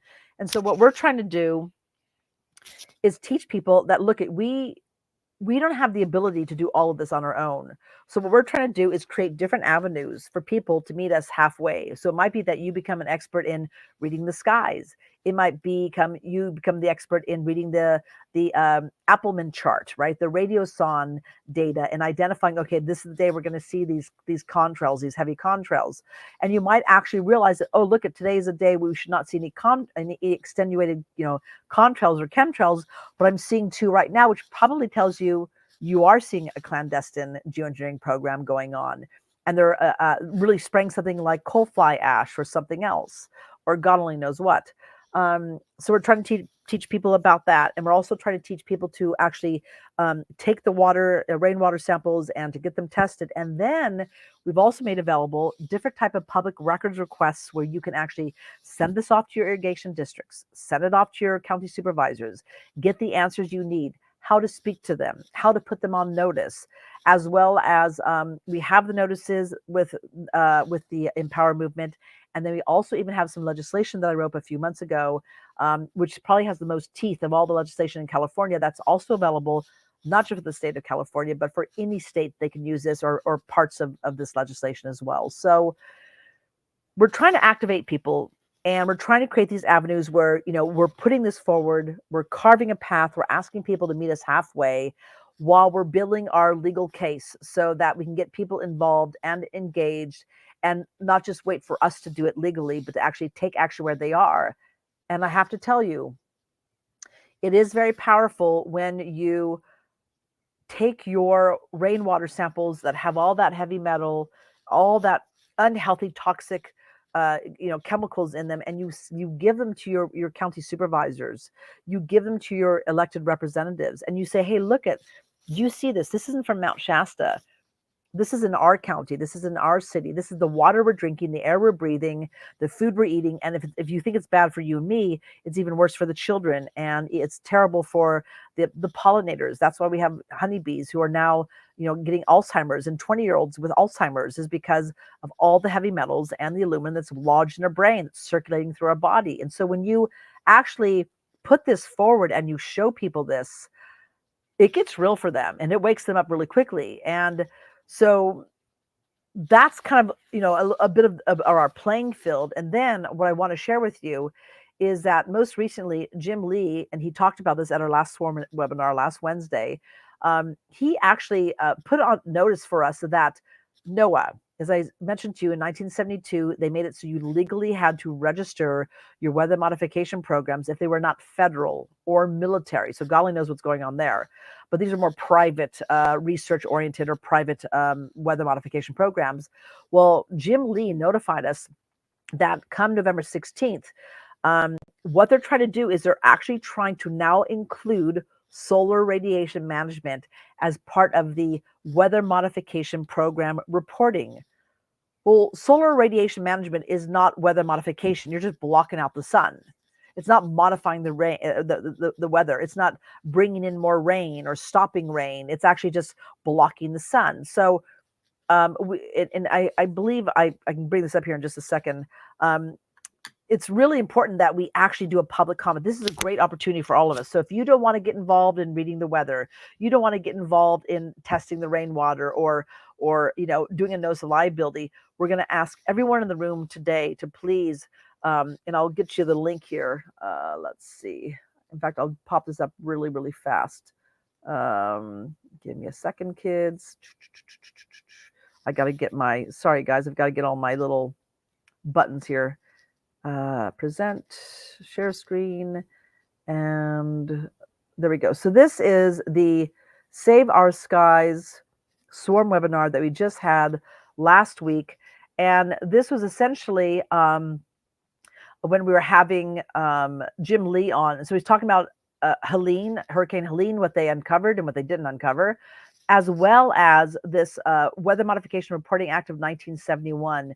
And basically, what he's saying is like, this is opportunity to say, hey, not only do we not want you to include solar radiation management, but also essentially we need real-time monitoring, right? So when they're going out there and they're going to say, oh, we're going to do cloud seeding today, it's like, well, if you're going to be doing cloud seeding, we don't want you to say, oh, we're going to be doing cloud seeding for the next 5 years, which is what's happening here with this irrigation district. They're saying, oh, we're going to cloud seed for the next 5 years, and that's for public notice. It's like, no, we actually want real time. So you're saying we're gonna cloud seed tomorrow from 12 to 6, or the storm's coming in, there's this time span that we're gonna be cloud seeding, so that if, like we've experienced in California, railroads are washed out, trains, are derailed, ranches are wiped out, homes are washed away, whatever, that we can actually then go, oh, hey, wait a second, didn't they just cloud seed a few hours before that? Or the state that's downwind that gets bombarded by the rainfall. They're like, wait a second, weren't they cloud seeding yesterday? So Jim Lee on his page on Substack, and let me see if I can find that for you guys. Let's see here. He actually has also some suggestions of what to write as well. And let's see, I think I found it right here. There we go. Okay, right here. So let me get this popped up onto the screen too, folks. Thanks for your patience. And let's see, present. And there we go. Okay, so this is Jim Lee's. And what I'm going to do is I'm going to also put this into the comments for everybody in the chat right there. That is the Substack. So this is Jim Lee's NOAA legalized private geoengineering, public comments due, November 19th, I think I said the 16th. So he gets into the actual comments, he gets into the backgrounds and the guidelines, and he gets into all the specific things and what he also, my suggested response to these points. And he actually has what he suggests you put in there for your public comment. Now, the other thing as well is that one of the things that Jim Lee has been working on is what's called the NMOD Treaty, the Environmental Modification Convention Treaty.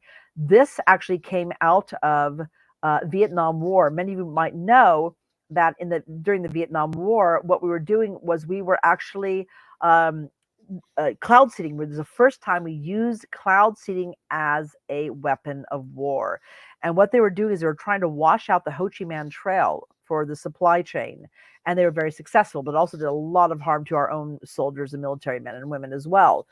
And so they're using to wash out the supply chains, and they were successful. But out of that came NMOD and this global treaty saying, look, you cannot use cloud seeding as a weapon of war. But what they didn't say is that you can't use cloud seeding during a time of peace. So, of course, they're cloud seeding all the time. It's a huge loophole.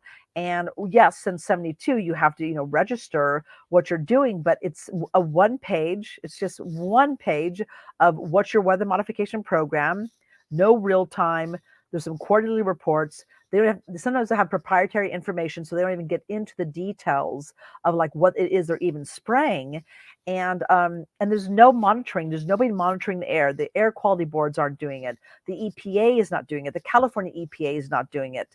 And when we do go to the California air water quality boards, they say, oh, we don't know how to test for that. It's like, well, if you don't know how, go get the equipment and start testing. So we need to start putting the pressure on our representatives and our government to say, look, it's not okay.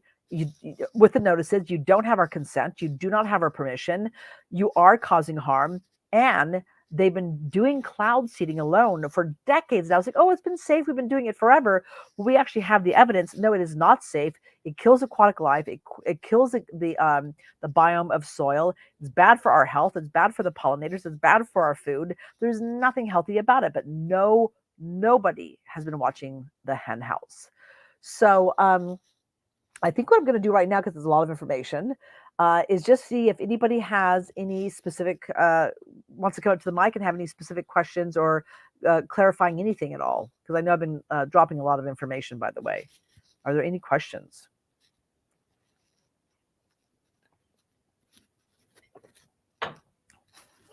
Let's. I need to get. I need to get people so can as eyes again. Okay, is it okay to ask a question? I'll see. So, Reinette, can you hear their questions? Yes. So Robert and Alcyone, probably the best place possible for Reinette to hear the question and for it to be recorded is right here sitting next to me. But let's try this first. Go ahead. And then everyone after can take a seat next to Michael there. So thank you so much for being with us, Reinette. Really appreciate you. And everyone is very excited that you're here. Thank you. You're welcome. I'm going to look at this. I remember following early on that you were involved with Dane Wigington. Dane Wigington was really talking about all these kinds of lawsuits, and then you said something. You were using some footage of Dane Wigington's, and then he told you that you couldn't use that. I wonder if you could just elaborate on what happened there. Well, I've been a big fan of Dane Wigington's for years, and when we started our Save Our Skies, we did an initiative. Put together a GoFundMe because I knew that if I'm going to hire a team of attorneys, which we did, and we do have that on our the bottom of Save Our Skies website, we have fiscal responsibility. So we also put out there what we did with the money, how we spent it. So that's all there. But I knew we were going to have to raise money because attorneys cost money. And though they did work for us at a huge discount, it still costs a lot of money. So I put together this Give, Send, Go. I put together a video to some music. announcing what we're doing. And I had one little clip of geoengineering watch with a, you know, a plane with a chemtrail behind it. And I was really shocked because Dane got a hold of me and basically said, you need to remove that and the thumbnail and this and that. And, you know, you have no right, and I'm going to get you for a copyright infringement. And I was really pretty shocked by this. And, you know, I had to go out there and kind of take everything down. You know, it was like literally a little tiny clip, but it didn't matter. And so I took it all down, and he kept threatening me. And then finally he started saying, and I've got these emails that, you know, he says, do you realize that, you know, do your funders realize that if you try to sue these people, that they're gonna turn around and they're gonna counter you with a slap counter lawsuit? And do they realize? And I was really shocked by this, because I actually thought he'd be very excited about this. I thought he'd be thrilled that someone's, you know, carrying the baton and attempting to, you know, to stop this as well. And I'm a person who's I'm always happy when people come on board, because I'm like, great, you know, come on board, help us, you know, build the team. And so I was really surprised by this. I was shocked by this. And I was also surprised that he was telling me that we shouldn't pursue this legally, that we're going to be getting sued, you know, 4 or 5 years from now. When I had interviewed him a year before, and he said to me, when I said, what can we do about geoengineering? He's like, nothing you can do about it. It's too late. The biosphere is collapsing. It's over. You know, essentially we have a year left. And yet then he's telling me that in 5 years, I'm going to get sued. I'm going to get a counter lawsuit. So I'm like, well, is it a year or is it 5 years that we have left? So I was shocked by that. The other thing that happened was, it was because of his book called Geoengineering Chronicles of Indictment, where he talks about the gag order. We spent thousands of dollars with our legal team pursuing the gag order, because we're like, look, if our government is telling meteorologists and weathermen they have got to shut up and they can't talk about weather modification programs or projects that they see, you know, when they're doing their meteorology, we've got a massive, you know, First Amendment lawsuit here. So we spent tons of money pursuing that. And we were shocked when we found out that there was no source document. It does not exist. And even to this day, Dane says that there is a gag order. And I've been saying over and over again, show me the source document. Don't do a red herring. Don't point at this, point at that. I'm going to be very clear and very simple. Show us the original source document where the government sends out a memo, a notice saying, stop reporting on geoengineering and weather modification programs. It doesn't exist. And I say, if you have it, you better show it. So that was a bit of a, you know, chasing a wild goose there for a bit. But that's why we had to adjust ourselves. And then we started looking at make sunsets, and now we're pursuing this devastating cloud seeding program in Central California. So I was very shocked, guys. I was very surprised. I was very disappointed. Yeah, it was this, and I don't usually go out there talking about it much, because I don't want to go out there and you know, drag people's names through the mud. But this is an experience I did have, and it was disappointing.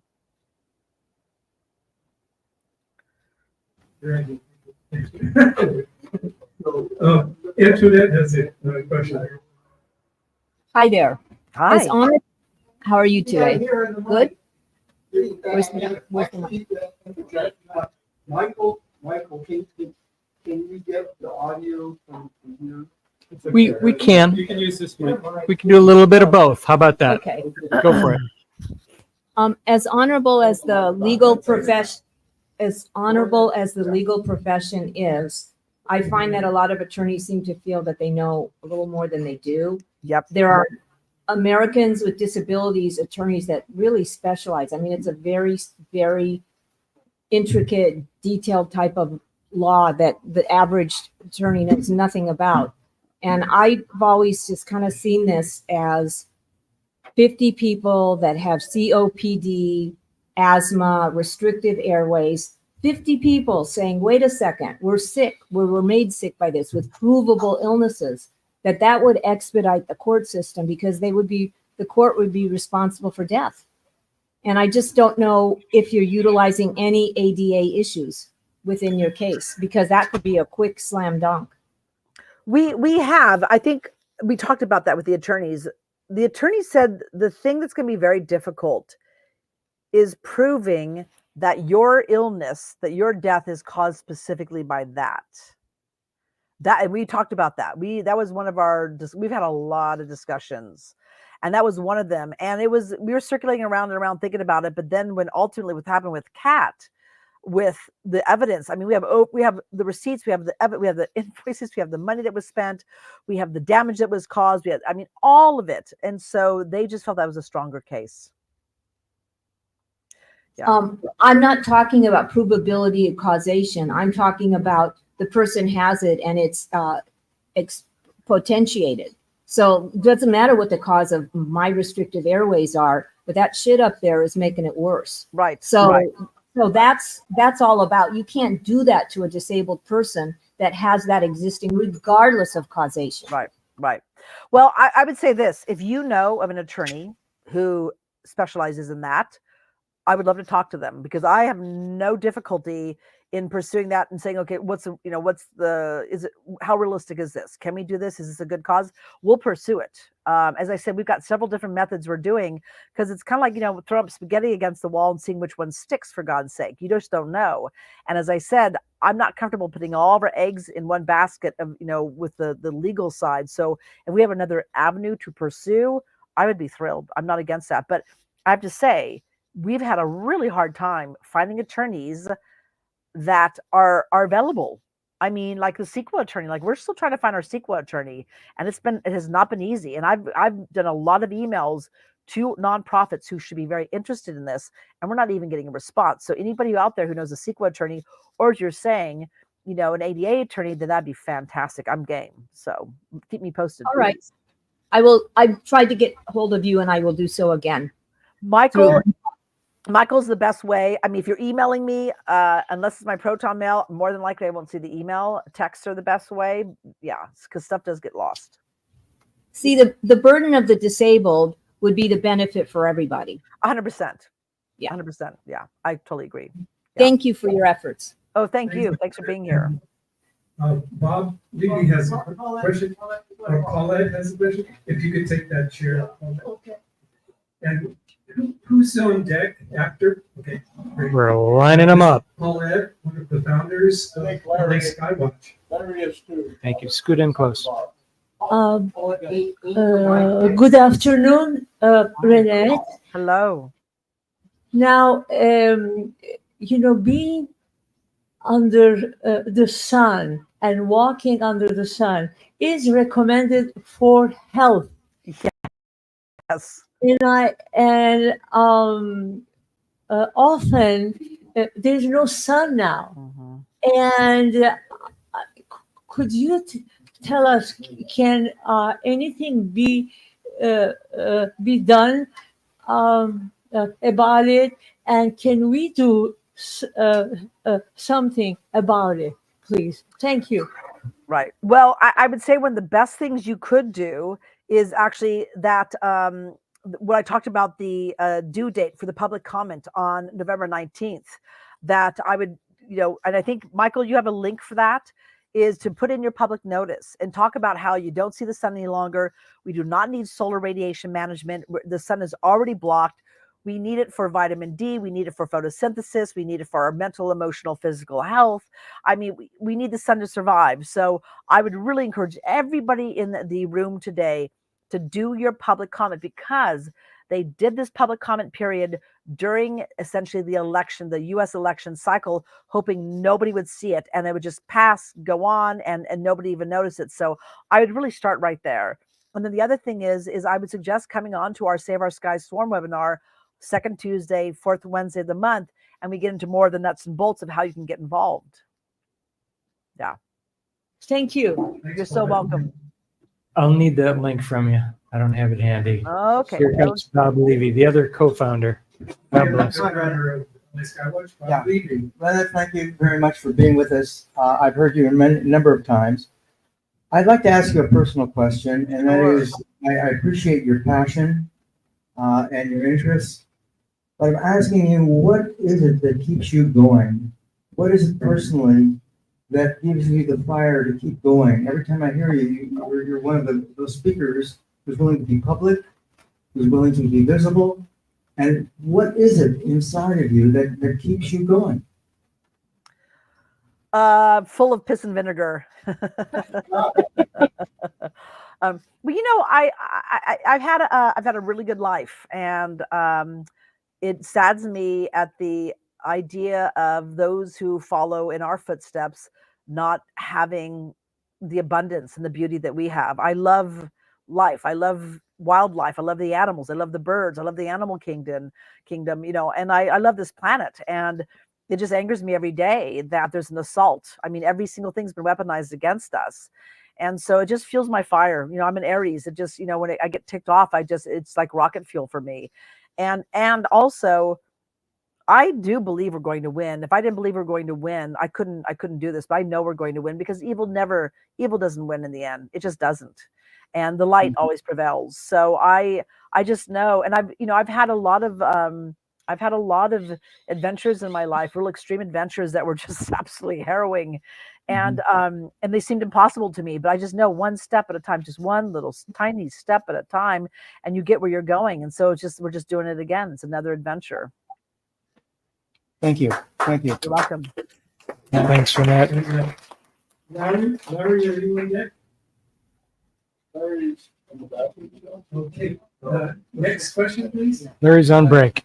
Larry's on break. Joyce, do you have a question? No? Someone have a question? Anyone? Dunn's coming up. Okay. Coming from across the room. And who's after Dunn when Larry gets out of the restaurant? Sit here close to me. We got you. Thank you for your. Scoot on over here so we see you and she can hear you. Can you scoot next to me? Can you? Yes. All right, we're almost there. Here we go. All right. Thank you for your great works, Reinette. Welcome. And could you go into a little bit of detail about the dimming of the sun that's going on, perhaps with regard to what Bill Gates is doing and other people? And also, I just want to make a quick comment, which aligns with what you just said about evil will not win.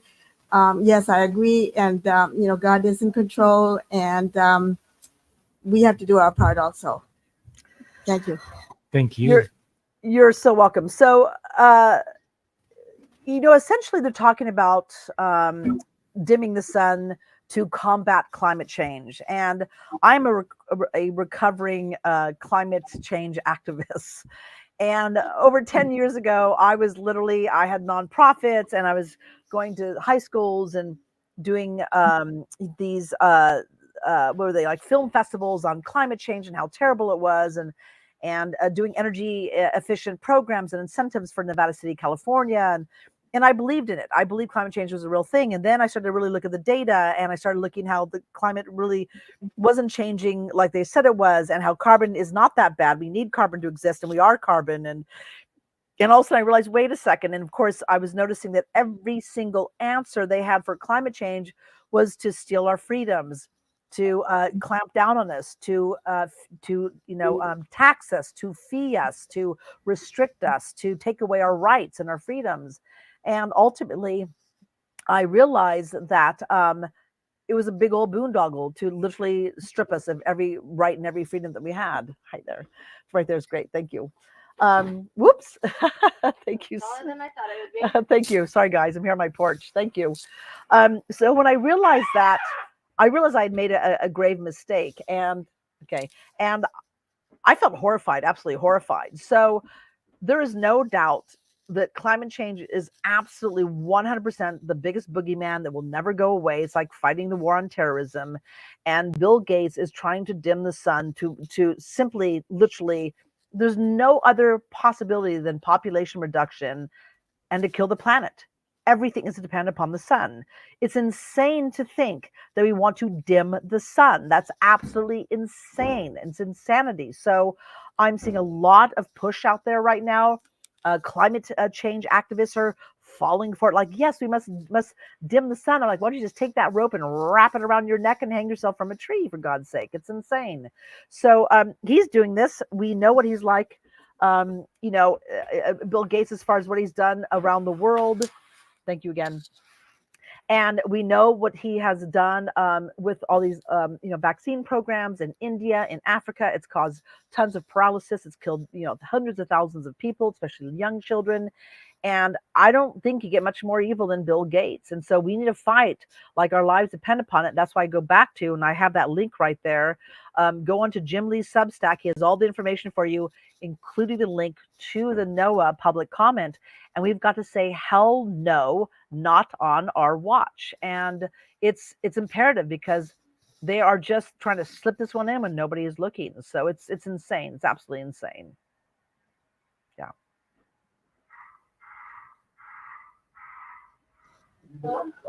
All right. Who's Yes. next? So Joyce Gerber would like to ask a question. Oh, fantastic. Come on down. And then I'll do Few people I've known as long and as well as Joyce. Here, grab that. All right, come close. There we go. Hi, Reinette. Thank you so much Joyce. for what you do. You're Two welcome. things. If you could say before November 19th exactly where and who and, with the details of how to submit any comments we want to do. So we need those details. Yes. Okay. So what I'll do is I'm going to just pop up right here again. Give me a second and I'll show you. Let's see. Okay. So many links, so little brain space. I don't know about you. So many links, a little time. Okay. So here we go. This is, now I got to bring up there. Okay. So if you guys go to, now let me get over here. This is Jim Lee and I have the link. This is Jim Lee's Substack page. I recommend going here because it'll fill you in on the Weather Modification Reporting Act of 72, how they want to include solar radiation. So when you, that link down below that Michael put back up if it's not already, you can see right here, he kind of gets into all the details of the actual comments on NOAA, petition for rulemaking on weather modification reporting docket number, and it goes into the docket number, background and guidelines, Federal Register. It gives you all this information, how NOAA solicits public comment on the petition for rulemaking to amend NOAA's reporting regulations under the Weather Modification Reporting Act. And NOAA is particularly interested in how NOAA should update the reporting requirements, what reporting requirements they should include, the spatial scale of weather modification experiments, under existing statutory authorities, NOAA should pursue a broader regulatory strategy for solar radiation modification. So he gets into all those details. And then what Jim Lee suggests here is his suggested response to these points. And he actually details 1, 2, and 3, what you should be saying. And more than likely what I'll do, though it's not as powerful, you have a list here. You're best to take this information and create your own document. But what I'll be doing on my Substack, more than likely, Reinette Senum's Foghorn Express, is actually putting a template out. But I have to tell you, as a former elected official, templates are not as powerful as somebody actually writing and creating their own public comments. So original petition he has right here was March 2024. It came out in March of 2024. And then he has also some other links here, reasons to oppose geoengineering. So he gets into the benefits, he gets into the risks and the concerns, the human impacts, aesthetics, the unknowns, the government. So all this information here, I suggest everyone in the room who are here together today to go on this page, look at all this information, and then write your own public comment. And then he gets into, let's see, the link is here as well. So he has a link somewhere here. I don't know exactly where it is, but And basically, did I put up the right link there, Reinette? Is that the right link? Let me pop over here. What we're looking at? Let's see. The Substack? Yes, it is. That's it. Cool. That is it. And so that's it. So basically, and I'll be putting something else also in my Substack, but if you want to grab this right now and get on it, that'd be fantastic. So it really does require us to, get that pen and paper and, and send it off, because this is, well, it's not even pen and paper anymore. It's your keyboard, and send it off, because they're going to push this through and they're going to start dimming the sun. If you think it's bad now, it's going to get a lot worse. Yeah. I hope that answers your question. Yes, I'll make sure to get this from Michael, because I'm not writing right now. Of But course. the other really important thing that's come up for me is, back in 1987, I read a book called Diet for a New America by John Robbins, the son of the Baskin Robbins man. And you know what he says really makes sense in terms of the horrors of factory farming. And when you have animals that are so poisoned, you know, their waste is poisoned. And so it's like, I know everything that is being shared today is true. And yet at the same time, I can't say nothing that humans and corporations are doing just in the course of day-to-day life over the decades that has also hurt us, and that's caused some global warming and some climate change as well. That's my perception. So I'd love your feedback about that. Absolutely. Okay, so when I was running for governor, one of the biggest foundations, I was really happy to see Bobby Kennedy Jr. take up this mantle, is rebuilding our topsoil. I never hear any of our elected officials, I don't hear anybody who's in climate change, stopping climate change, talk about rebuilding our topsoil. Why is that important? Rebuilding your topsoil is the biggest carbon sink of anything on the planet. Not only does it sink the carbon, if that's what you want to do, but I'm like, I'm from the cannabis industry. We are in cannabis territory here. When they want to grow green, lush cannabis, they pump in carbon into their greenhouses. Carbon is absolutely necessary. If your carbon goes down, you don't have green plants, things don't live, crops don't grow. But if you want to sink your carbon, you rebuild your topsoil. But there's all these other things that you can do with rebuilding your topsoil. First of all, what it does is it recharges the aquifers. Why? Because you go from dead dirt to rich living soil that turns into a sponge. And when it rains, that water soaks in like a sponge and it recharges the aquifer. The other thing that it does is it creates more pollinators. So it diversifies the pollinators. It's really good for wildlife. It's really good for birds. It's really good for the bees and for all the insects. And it also creates more nutritionally dense soil. So you have more nutritionally dense food. And it also, believe it or not, when you have good living soil, it brings in the rain. All that dust, mycelium, particulate matter that comes from the soil that goes up into the stratosphere, and water droplets cling onto it, and then you get rain. It actually brings in the rain and the weather. But we never talk about that. What we talk about is 15-minute cities. We talk about not being able to fly anymore, not being able to drive anymore, not being able to travel where you want to, being restricted in food and this and that. And I have to say this. Small is beautiful. Small is beautiful. We've got to stop these gigantic, huge industries, right? Pork, beef, you name it, so on, dairy. They're horrific. They're inhuman. They're inhumane. I don't want to eat or drink anything from those. Everything we eat is from the small rancher, the small farmer. We know our people. So the thing is, it's really important that we bring back the industries to America, but we also break them down so they're small, and your farmer, your rancher, and they use sustainable practices, permaculture practices that actually rebuild that topsoil and are kind to the animals, right? Whether they're being milked or they're being slaughtered later on, it's kind to them. These massive industries like what we have in the pork industry. China dominates the pork industry in America, and these places are a bloody nightmare. They're horrific. What happens inside of these places, the slaughterhouses, what is left afterwards, the sludge, the manure, it should be absolutely illegal. And so I've always been a huge proponent of small is beautiful. Look at your watershed wherever you are. Where's your watershed? That's where you care for, is your watershed, your area. You get to know your farmers in that area. You get to know your neighbors in that area. You get to know your gardeners and your ranchers and your churches in that area. And you really focus a watershed area from watershed to watershed to watershed area. And the smaller, the better. The more intimate you are with raising your own animals, the better for them, the better for the soil, the better for the environment. And again, if there's someone out there who's talking about climate change and they're not talking about the number one priority should be rebuilding the topsoil, I don't believe them. I don't trust them, and it's not gonna end up benefiting us in the end. Yeah. I say thank you so much. I just want to say what you're saying is just like how we look at our health today. everything is about suppressing symptoms. We never get to the cause of, of what's creating the condition or disease. And we're kind of doing that out here in the world. It's like, everybody's being focused on a symptom, and then there's some suppressive thing from outside that is doing exactly what they're doing with our bodies. Thank you so much. Oh, you're so welcome. Yeah, my pleasure. Alcyon has a question? Come on down. Hi, Reinette. Hi.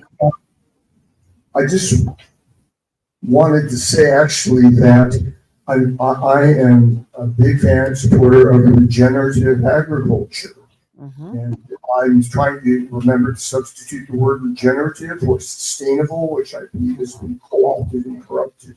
But the one part, aspect of regenerative agriculture that I disagree with is the emphasis on carbon sequestration. So as if we want to take carbon out of our environment, and of course we want to maximize the uptake of carbon into our soil to revive it, to make it as alive as possible, but also into our plants, so that we get the healthiest, largest harvest possible. So that's just one thing that I wanted to make clear.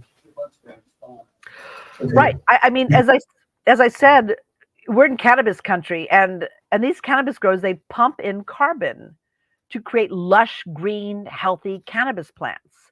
And our carbon numbers, actually, when you look over the span of time, is actually relatively small.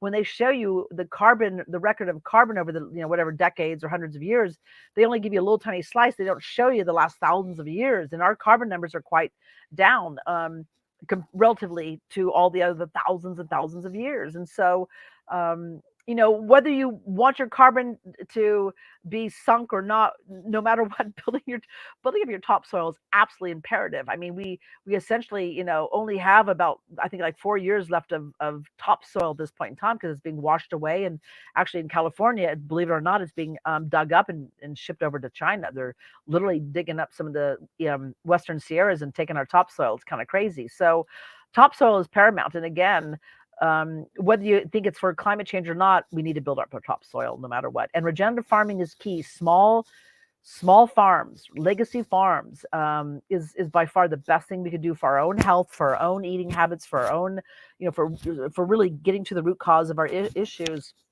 and for the planet and for the animals as well.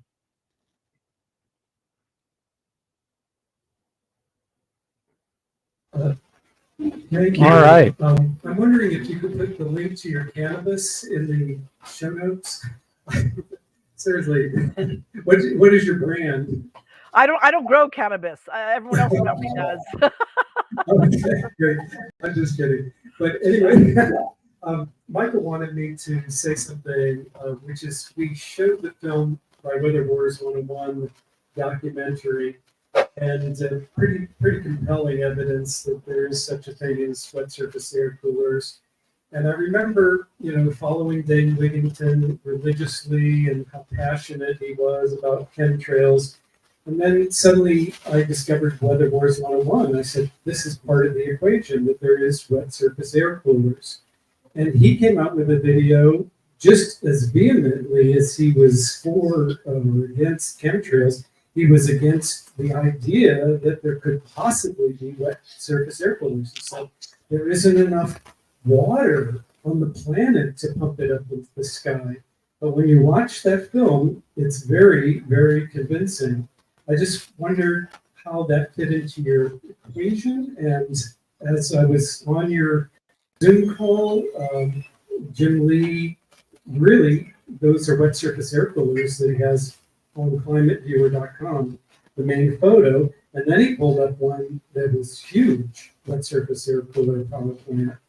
And he denies that that's possible. He said he had an argument with I think the point that he was making is that there's definitely going to be a surface air coolers for sure. And I mean, I've seen them. I've been watching them for years. But I think what he was also saying is that there are surface air coolers that's just industry itself, right? You see these gigantic smokestacks, and there's these huge billows, billowing smoke coming out. That is actually also just unintentional surface air coolers. So I think he was trying to make the point also similarly to commercial aircraft. It's like, look at one of the things that Dane Wigington does, and whether it's intentional or not, I have no idea. But my observation is he is pointing out at these clandestine, scary, dark programs going on, and I do believe they exist. But what happens is that we're so far looking so high and so far out, we're not looking closer to the ground of our everyday activity and what we're doing with just cloud seeding programs alone. We're like, oh, cloud seeding, that's no big deal. We've been doing it forever. It's like,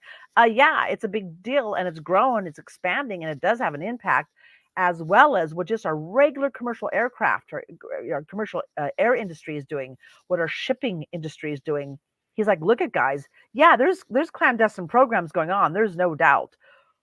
But just us living our everyday life is changing the climate, changing the weather, and not because of carbon, but just like you're stealing rain here, putting it over there, or it's not raining, or it's a deluge, it's flooding people out. And so I think he was really kind of trying to point that out. And what happens a lot of times when he points out the commercial aircraft industry or shipping, people think that he's not talking about, he's essentially saying there's no clandestine programs going on, there's no black op programs. He's not saying that at all. He's just saying there's this big huge white elephant in the room, and while Dane Wigington and other ones are pointing way out here in these clandestine programs, just our regular industrial life is altering the weather.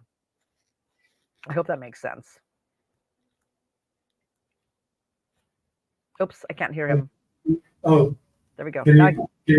So he added one caveat to that presentation, which he was saying that the hurricanes couldn't be steered by electromagnetic frequencies. And he said kind of the same thing that Dane Wigington said about water. There's not enough water. He said there's not enough power to steer weather. He's being evidence-based. He's looking at that. And during our webinar that you were with us on last Wednesday, I did ask it, well, what about technology that we don't know about? What about advancements that we don't know about? And he said, yeah, I know what I know and I know what I don't know. So because supposedly down in Antarctica, they are manipulating the weather from down there. So like, do they have something down there that we don't know about? And again, the military, these corporations, they're not going to admit to the technology that they have necessarily, because if they admit to it, then we're going to regulate it, and they don't want us to regulate it, so they just keep it quiet. So to me, there's a ton of unknowns. Now, can we fight that? Can I fight that? I don't think so. Not until we have leaders, global leaders at the top saying, stop, we're not doing this anymore. I can't. Can I stop the cloud seeding? Yes, we can actually stop that. Can we actually educate people about shipping tracks and commercial aircraft and trying to reduce that and bring industries back?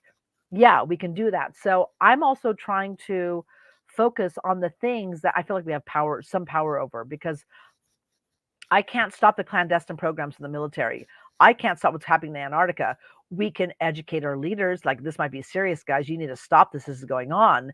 But I don't have the capacity to stop that. I wish I did. Boy, do I wish I did. Bob, can you come over? Bob has another question. Follow up. Yeah. Thank you again. Specifically, though, what we can see, what on the land, is the visibility of the air surface water coolers. Yeah. Just the video we saw, the billowing clouds coming out of these funnels. I've seen those. They're around the city of Los Angeles. They're visible.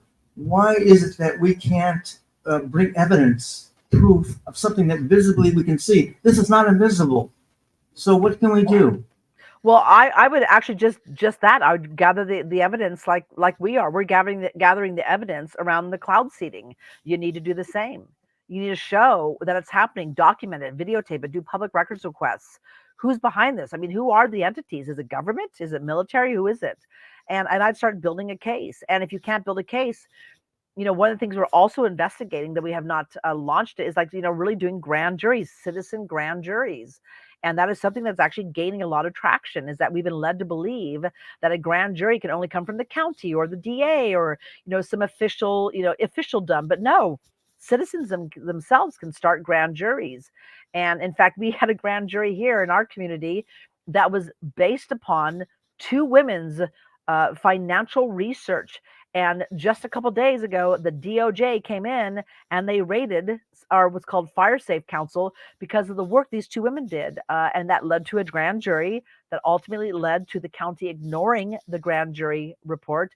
And the DOJ came on in. So you can also do grand juries. So even if you don't want to take these things to court, you might just do the grand jury. So I would take that stuff and start building yourself a case. And if you can't get a law firm, if you can't get a court case, you do the grand jury route. So I think one of the beauties of COVID is that a lot of people have been doing research, figuring out how did we get to this point in time, and how did things get so bad? And now we're re-educating ourselves to our real constitutional foundational rights. And one of them is using grand juries or notices. And so COVID has allowed us to and inspired us to seek these things out. So I think things are changing in the legal world because of this. May I ask this question again?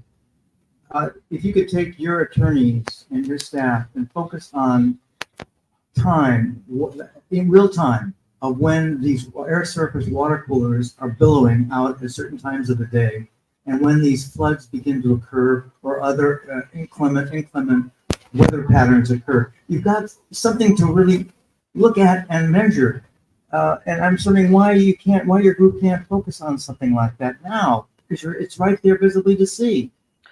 Well, I would have to say, to be very frank, it's bandwidth. It's bandwidth. If you want to take it on, we'll have you be part of our Save Our Skies webinars, and you can talk about it. You can show the evidence. But to be very, very frank, I don't have the capacity. All that stuff I just laid out to you in this last over an hour has been on my own time, my own dime, my own energy, and I can't take up that mantle. If you want to take up that mantle, I will give you access to our webinars to the public to put that information out and assist you. I'll assist you in like public records requests, things like that, but I do not have the capacity to take it on myself. Okay, thank you for your honesty. You're so yeah, that's how it goes in board meetings, right? You make a suggestion and you go, fantastic, you're in charge. So that's why we're doing these calls, is to really get people involved. So anybody in this room, I'll give you a card, give you my email, my phone number, and I'll put you in touch, because this is why we're doing this, is to, as Reinette said many months ago when this all started, build an army of concerned individuals. If you don't want to say citizens, whatever, men, women, pro-activists, humans, mankinders, whatever you want to call us. Good humans. That's right. That's right. Strong souls, good humans. Any more questions? I think that's it, Michael. Do you want Reinette, if you'd like to say anything positive and how we can help and all of that? I know you just said that, but if you want to say anything more. Well, I would just simply say, go to Save Our Skies. You can donate there too, because we always have, things that cost money. I'm not really pushing a lot of fundraising right now, but we still always have overhead and, tests and things like that and so on. And then really I would join us on Save Our Skies Swarm webinar on that second Tuesday and the fourth Wednesday of the month. That's where, we really get into the meat of things. And our objective is to kind of cattle shoot everybody into that, so that we're not out there answering individual questions and stuff like that. Just like, okay, this is the 2 times a month. We come together, we discuss what's at hand, and we really educate people. And just, I'm going to ask everyone, please be active, get activated. And really, if there's any big takeaway right now, is filling out that public request for during the public comment period for the NOAA weather modification reporting. That is key. And in fact, you can talk about the cloud making that they're doing. You can put that in there too, saying we don't need this. Stop manipulating the weather. We're terrible at playing God, and just let nature do her thing.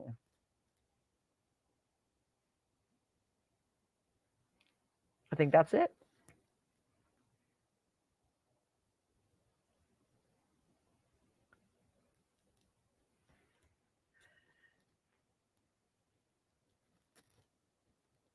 And there we go. I don't have any sound for some reason right now.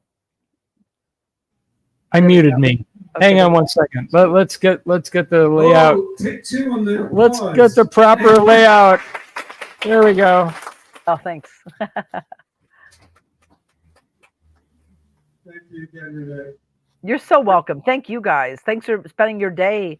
It's a beautiful day out, and everyone just came on in for this. That's fantastic. So thank you for taking the time. All right. LA Skywatch started at this location, right? Yes. This is Michael sent me a great video of him doing a speech here when he first introduced the idea of mankind. It was right here. Wow. Here Yep. on stage. Yep. And it was wonderful. Joe. 2019. But you started, Paulette, tell me again, 2009? Yes. 2009. Wow. LA Skywatch started. Wow. So Fantastic. His talk was in the 2019. yeah, 10 years later. So, but you know, I just the credit goes to Alcyone for doing the tech here and keeping it working and doing the whole IT thing, and mostly Bob Levy and Paulette for starting this group. And there we go. I'm going to put that over that way. There they are. Yay. Thank you. Well, thank you, everybody. Thank you so very much. It's been my honor. Hmm? Thank you. That's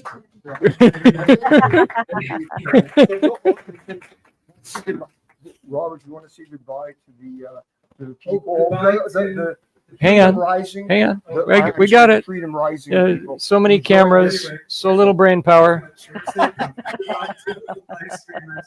Right. And then we're going to keep eating in UnUrban. Wish you could be here. Yeah.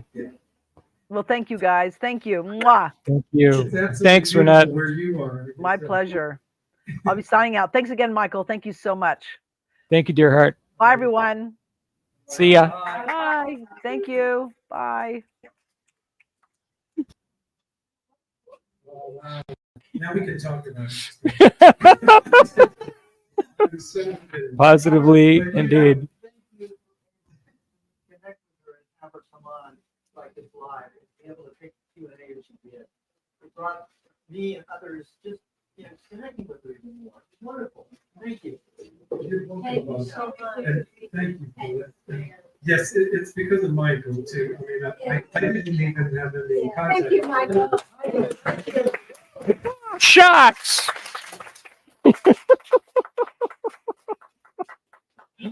Making it up as we go along here. If there's anything that you want to bring up, now that you've seen kind of two sides of the story, is there anything, I mean, you really did bring that up about what's in surface air coolers, Bob. But you can see there's control elements, and Reinette is very political. She's wonderful, really she is. And she has a kind of a political response to things, a politician's kind of response. She did run for governor. She's really. She was Nevada City mayor 2 terms, and then started her 3rd term when the COVID chaos kicked off. And she knew something was wrong, so she talked to her chief of police or sheriff, I forget, and said, "You're not going to enforce these mandates, are you?" And he said, "No, I can't. There's no law." She's like, "Okay, good." But then she started questioning the narrative, very, as you say, very, with political savvy, graciously, wisely, carefully, right? And the whole city council and all the neighbors who had loved her and appreciated her for everything she'd done for the town, which was a lot. The woman is a superhero if you don't know her whole history. They all turned against her and went, "You're killing grandma," and did the whole 9 yards. And she's like, "Oh my God, what?" And she realized, I can't do anything. I'm not going to be a paper pusher. So she quit. She quit her job as mayor of Nevada City, California, because she would refuse to just play along with the New World Order. I wish we had talked about that, because this is a health freedom movement here. Yeah. Yeah. Yeah. Yes, it's time for socializing. Robert, Yes. she was praising Well, yeah, and again, there's only so many renowned geoengineering experts that have a lot of the information in the first place. So he's got part of it. Dane's got part of it. Each individual's got part of it, and and some of these guys are gone now. Yeah, Like, say, I'm talking about the Tennessee law, basically outlawed cane trails in Tennessee. It's not enforceable. You're gonna shut it and go, right, get out of here. How are you gonna enforce that? They have control of the air, the water, the land, the sea, everything. So it is to wake people up and to start a conversation with them. So that bill, while it might not have any teeth and not do anything, at least it's waking people up to the word geoengineering and understand what's going on. That's important. And there was another instance. I was saying Marion Williamson was running for Congress, and there was a guy who was run many times for Congress. I don't remember his last name, Kevin, but his whole platform was about 5G, just educating about 5G. Don, do you know? Is he? Great guy. He's a great guy. And, how can you win on that platform? You cannot. I mean, it's not possible. But he didn't care that he wasn't winning because he was educating people about the dangers of 5G. And you're using a bully pulpit of running for office and saying this. I mean, Wes Taylor is saying this. He's running on a health platform. Maybe he won't win councilor in West Hollywood, but he's getting a message out there by running. So that's what's important about it, waking people up to the things.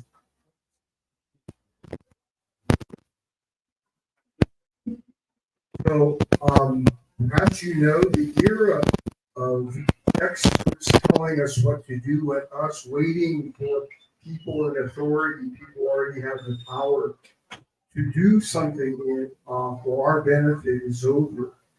It is now the era that we claim or reclaim our power, our sovereignty, which the authorities did not give us, which we have by virtue of being born as human beings on earth.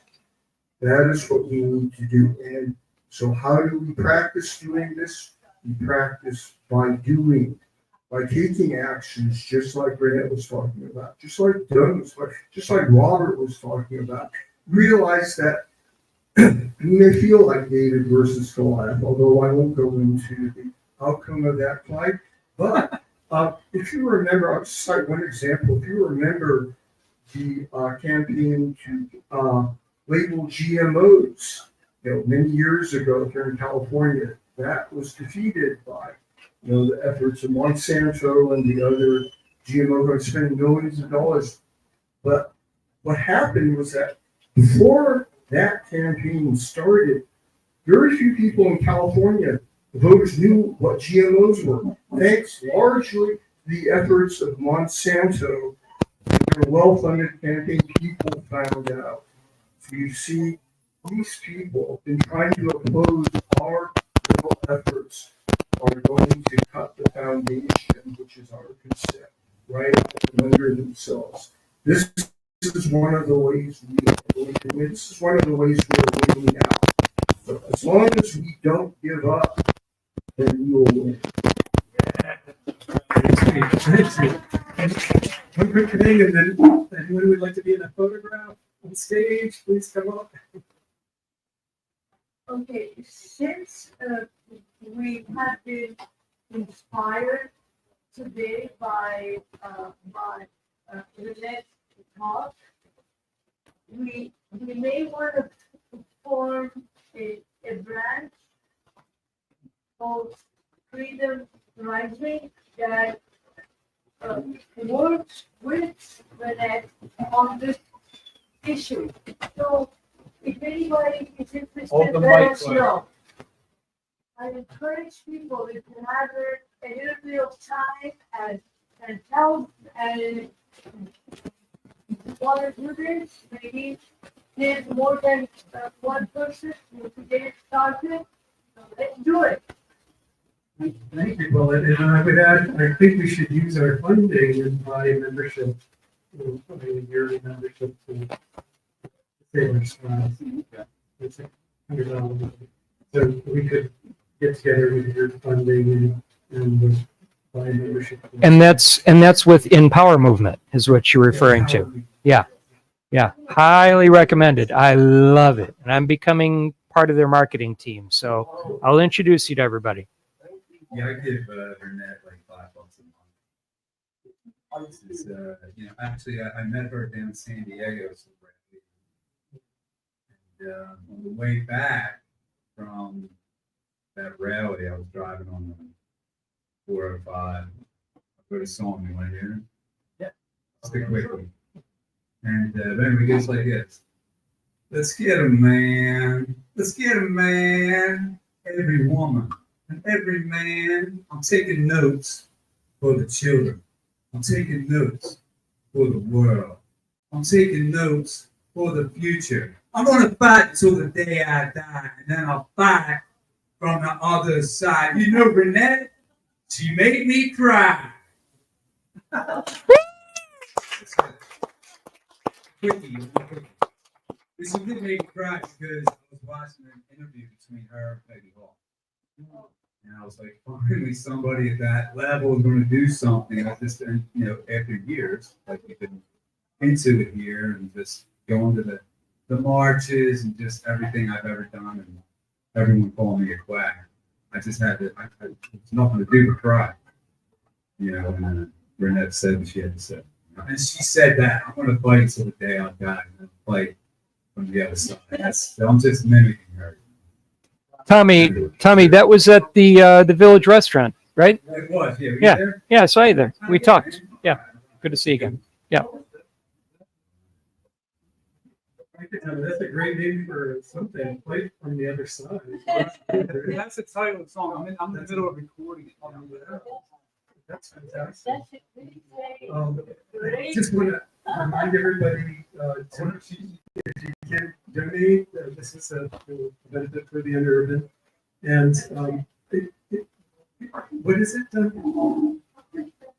Yes.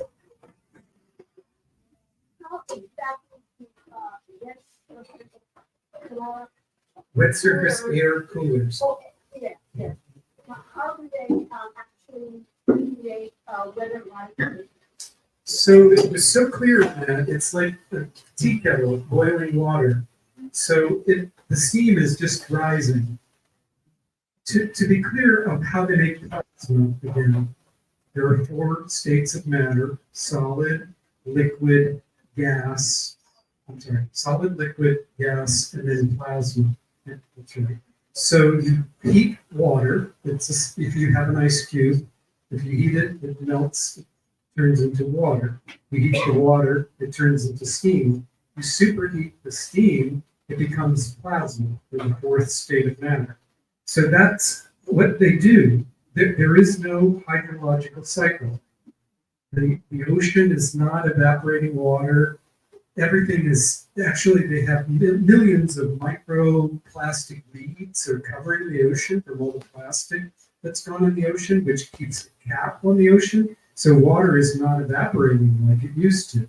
And then they use HARP or NexRad to prevent any moisture that is coming in from the sea to keep it from coming in.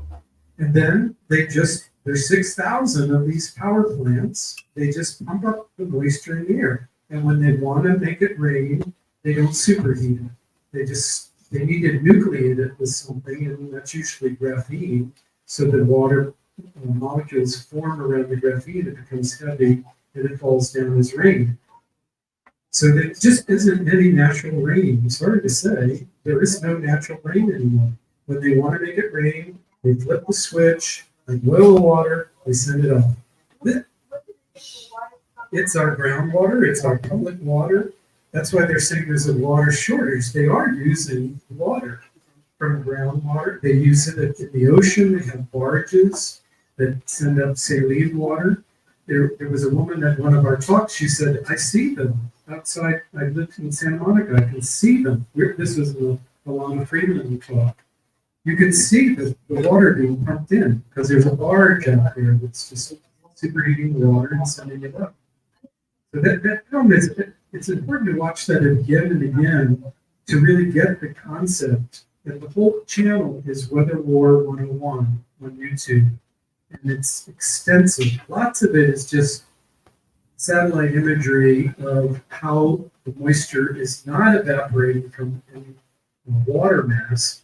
It's coming up directly from the land. And sometimes very forcefully. It just is billowing up. It's not natural at all. It's like an explosion of moisture. And then what I said was about Dean Wiggington. He worked for Bechtel, which is a CIA company. They were in charge of synchronizing the wet surface air coolers. So you have one over here. It's putting up a burst of moisture. It's being chemtrailed so that there's metallic particles in it. Then they move it to the next one. There's more moisture coming up here. They're synchronizing this through some kind of AI kind of system. So that is timed so that when this cloud is coming along, then this wet surface air cooler is adding to it. And then there's another one, and they're all localized around where they want to create a flood. So I did want to mention to Reinette, because on this call with Jim Lee, he was poo-pooing Dane Wiggington, who put out a video showing from the satellite imagery how NEXRAD bursts of electromagnetic frequencies corral in the water. So you imagine all around where Hurricane Helene, it wasn't really a hurricane, it was just wet surface air coolers pumping up moisture and then releasing dams to make a flood. And then they can create wind as well. They use a chemical called aluminum fluoride trihydrate. As I say, they used to use urea, which is a urine, but that was used to make it cool. And as Tony people like to say, they were pissing on us. Right. They like to use waste products. Jim Lee does talk about coal fly ash. Now, this is where I first heard that term, a byproduct of the coal industry. After they burn coal, they make clouds out of it. They dump that because that's a waste product. But now they use this aluminum fluoride trihydrate, which is aluminum and fluoride, the kind of fluoride they put in our water, and it's not really good for your teeth. And as it's always said, your pineal gland is the key to your spirituality. So what aluminum does, or what fluoride does first, is decrease the blood-brain barrier so that the aluminum can get into your brain and into your pineal gland. So that's devious. And then trihydrate means 3 molecules of water. So what I'm thinking is maybe the wet surface air coolers have that as an additive to it to make it cold when they want to. But if you dump a lot of this aluminum fluorohydrate into a warm area, it's going to create a vacuum and create wind.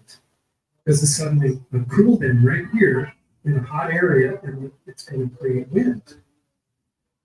This is a scan, another scan, which is the wind turbines. There are a complete scan. Yeah. So they're powered by, they're called a turbine because they have a motor in them. And so it's not a windmill like the Dutch windmill. It has a motor in it. The electricity from a wind turbine isn't even compatible with the grid. They use it, I believe, they use it actually to turn on and make wind events. But it's a big scam as well. It's all, and then the turbine, when it gets going, it feeds the electric plant, or the supposed electric plant, which is probably a wet surface air cooler, and that can create a burst of this superheated plasma to come out of it. So it's all connected. One big scam after another. It's all connected. Yes, Tony. About rainforests. So like, let's say up north here, a lot of rain here. And then you read that Bill Miles, he's the godfather of permaculture. And he talks about aquifers like underneath the earth. And then the leaves of the trees, and then the clouds. There's a symbiotic connection between all that. So once you clear cut, like they've done, then you're going to have to create weather. So what I'm saying is like, is there a natural way to bring it back? And like, when I was up north in the rainforest, I didn't realize it was in California, so the rainforest, and it's still in the coast there, and it rains a lot. So, but anyway, is that, do you think all the weather is completely 100%? 100%. Right now. You know, the Air Force came out with a document owning the weather by 2025. Yeah. I really believe they own it. But I do believe that like, it's like that humidity usually happens with a lot of trees. Yes. So that's what I said. If climate change is real, then they would just need to plant trees. And that's right. If they stop doing everything that they're doing, it would be like cold turkey. Sure. The earth would regenerate itself. It's like a person stops smoking cigarettes. But there you have to be careful because that's playing into their eugenics campaign. You know, they use the term sustainable development, and they are allowed to kill people to make that sustainability happen. That's just covered. Well, whoever controls the narrative. Yeah. The screen, you know, everyone's staring on the screen. So whoever's controlling that screen, Absolutely. dictate the reality. And you can see they control both sides of the narrative. Yeah. So, yeah. Want to do a little consultation? I just wanted to tell you about a movie that I saw called Salt of the Earth, and it was about an incredible photographer named Salgado. And he came from Brazil, and his family had a huge estate. And his father, he left to go do his photography, and his father was kind of convinced to use modern farming types of technology. And it began, what happened is all the earth began to die, and everything there, the trees began to die, and this huge, beautiful paradise became empty. And Salgado came back to after his father died, came back to his farm, and he was heartbroken because what had been a paradise was now a desert. His wife said, "We're going to fix this. We're going to make this change." And they got all the whole community. They planted 1 million trees, and it was incredible because within a very short time, rain began to happen. The soil began to become enriched. They began to have animals and birds and pollinators. The capacity of regeneration is phenomenal, and you have to know that because otherwise Say the name of the film again. it's an incredible film. Show that here. Yes, and Show it here. you saw you No. yeah. Where did you see it? I saw it in a art house. Yeah. And he's an amazing photographer who took pictures, for example, in Africa of the mining that was going on. He was showing pictures of how women were oppressed. It was a very, very beautiful deal. Where did you see it? Where did you go see it? You would probably see it. It's maybe on Netflix or something. If you look it up, Salt of the Earth. Some of us had been to see the show, and Ruth is the one who turned it on to me. Turned me on to it. It's topsy-turvy. The Actors Gang have postcards here. They have it's all about the lockdown and the mandates. Tim Robbins wrote and directed the show. What he did was he came around. At first he was for the mandates, and then he apologized and he closed his theater. He would not, allow people to have to show some kind of pass and wear a mask and go into the theater. So when I was a docent usher at a Noiswood Inn in Pasadena, they wanted me to get vaccinated and to wear a mask to usher in the theater. And I said, no, absolutely not. And I wrote a letter and I posted it on Facebook saying that this is a crime against humanity to do this. A theater is like a place of worship. It's like a church, and they were doing this to churches. And I said, I hope there will be a time when I said health should have nothing to do with going into a theater. It's so healing to go to the theater. when in time that they said you need to show some kind of proof that you were supposedly healthy, vaccinated or something, and wear a mask in the theater. So anyway, I hoped that they would create a play. Artists everywhere is a call to artists to create art that would talk about the lockdown and everything that we've been through. And this is the play. They really created this play. It's a parody, it's an allegory, it uses the Greek gods. It's till November 16th. And there are pay-as-you-go Thursdays, so you can just make a donation. So if you want a postcard, I have some at the table there too. So I wanted to announce that the next UnUrban Activists Unite, we're hoping that it's going to be Carl Boggs, and a friend of his is going to speak. It's this woman who's just told me about as a dovetail topic. It most likely will be the Hollywood War Machine, and he also really has a lot of information about the pharmaceutical industry. So that'll be the fourth Saturday in November. And then in December, we're going to have a joint Christmas party with FreedomRising and UnUrban Activists Unite, like we did last year. And Pam will cater it, and so that'll be really fun. So anyway, thank you so much. And come on up on stage. Who wants to be in the picture? We'll get ready. It makes it all worthwhile to have that photo.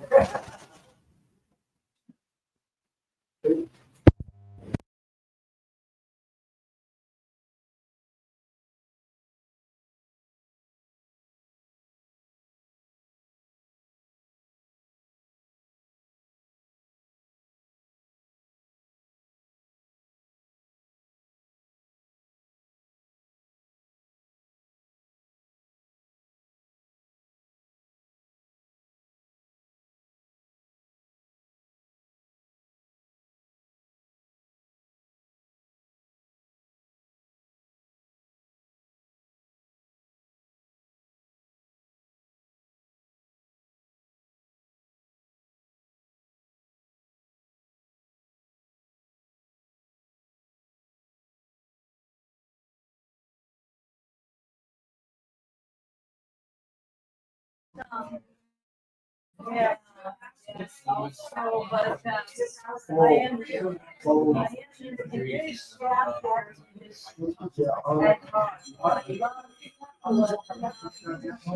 How's that?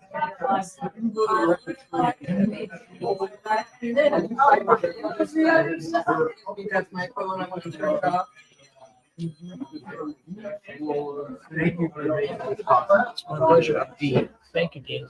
Appreciate it. Keep in touch with us.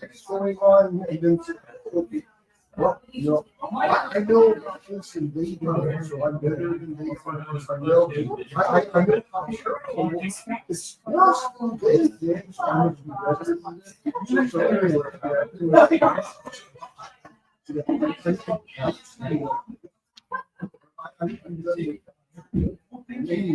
so I'm flying, but you know, for to see that. Wow.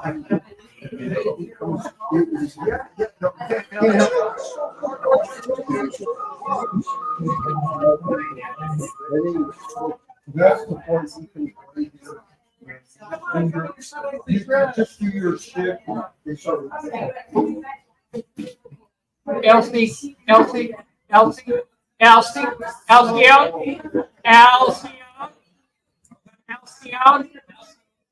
can you mute the sound from the laptop? Yeah, just can you turn down the audio? Oh. The audio output? Got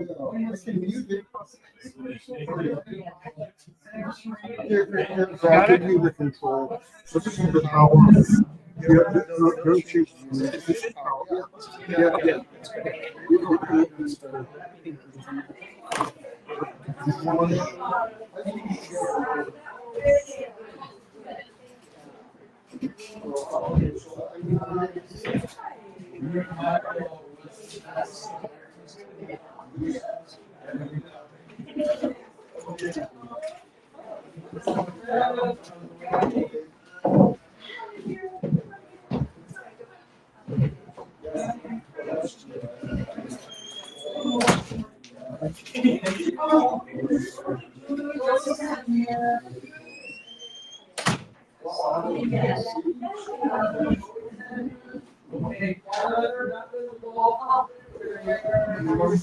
Ash.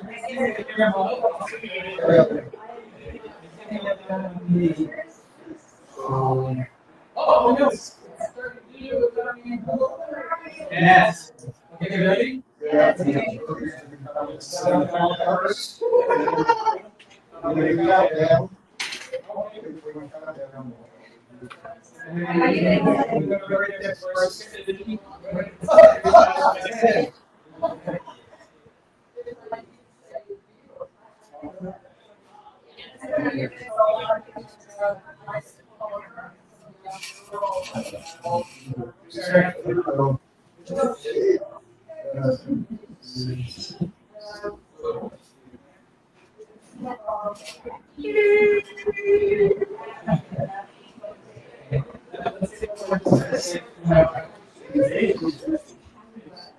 Just look at yourself. Ready? Do it to yourself. Ready? Yeah.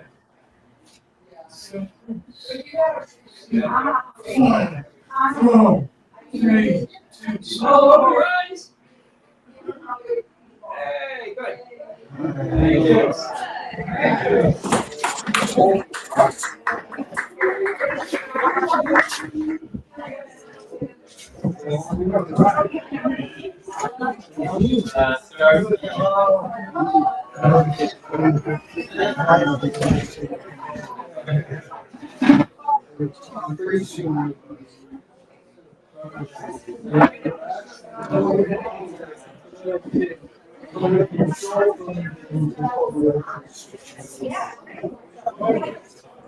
Good times. Are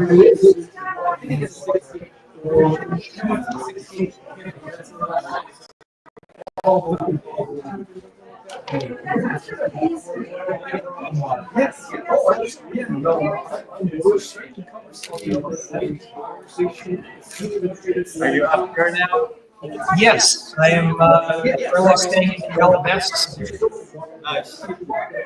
Returns to Los Angeles. City of Los Angeles. Had enough San Diego. Circumstances shifted and opportunities became more apropos up here. So just magical timing with this. I'm glad that Robert saw what we were doing. And There you go. how's business with you? Business? Slow. Working on it. Weird world. Yeah. Weird big shifts. Huh? Big shifts. Yeah. So,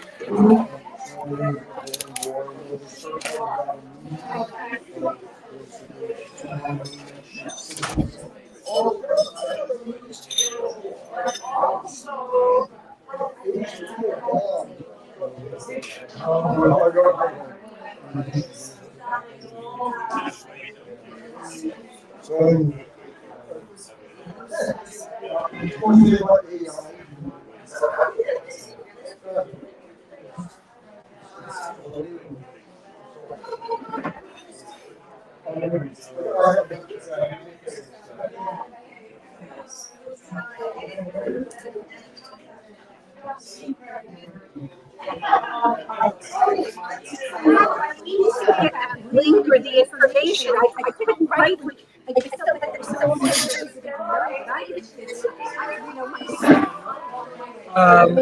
Which one? Which one? Where to send our feedback by November 19th. Right. Yeah, I don't know what that is either. I don't know what that is either.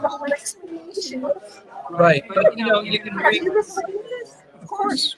We're actually still recording. I haven't even stopped it yet. No, because it was in the chat, but the chat was so huge, we were just trying to find it. Yeah. I'd love to know how. second Tuesday. Are you using Telegram? Very good. I mean, I registered hardly. I turned off the notifications. It was so nuts. I had to just Sure. go over the members, just go in that stuff.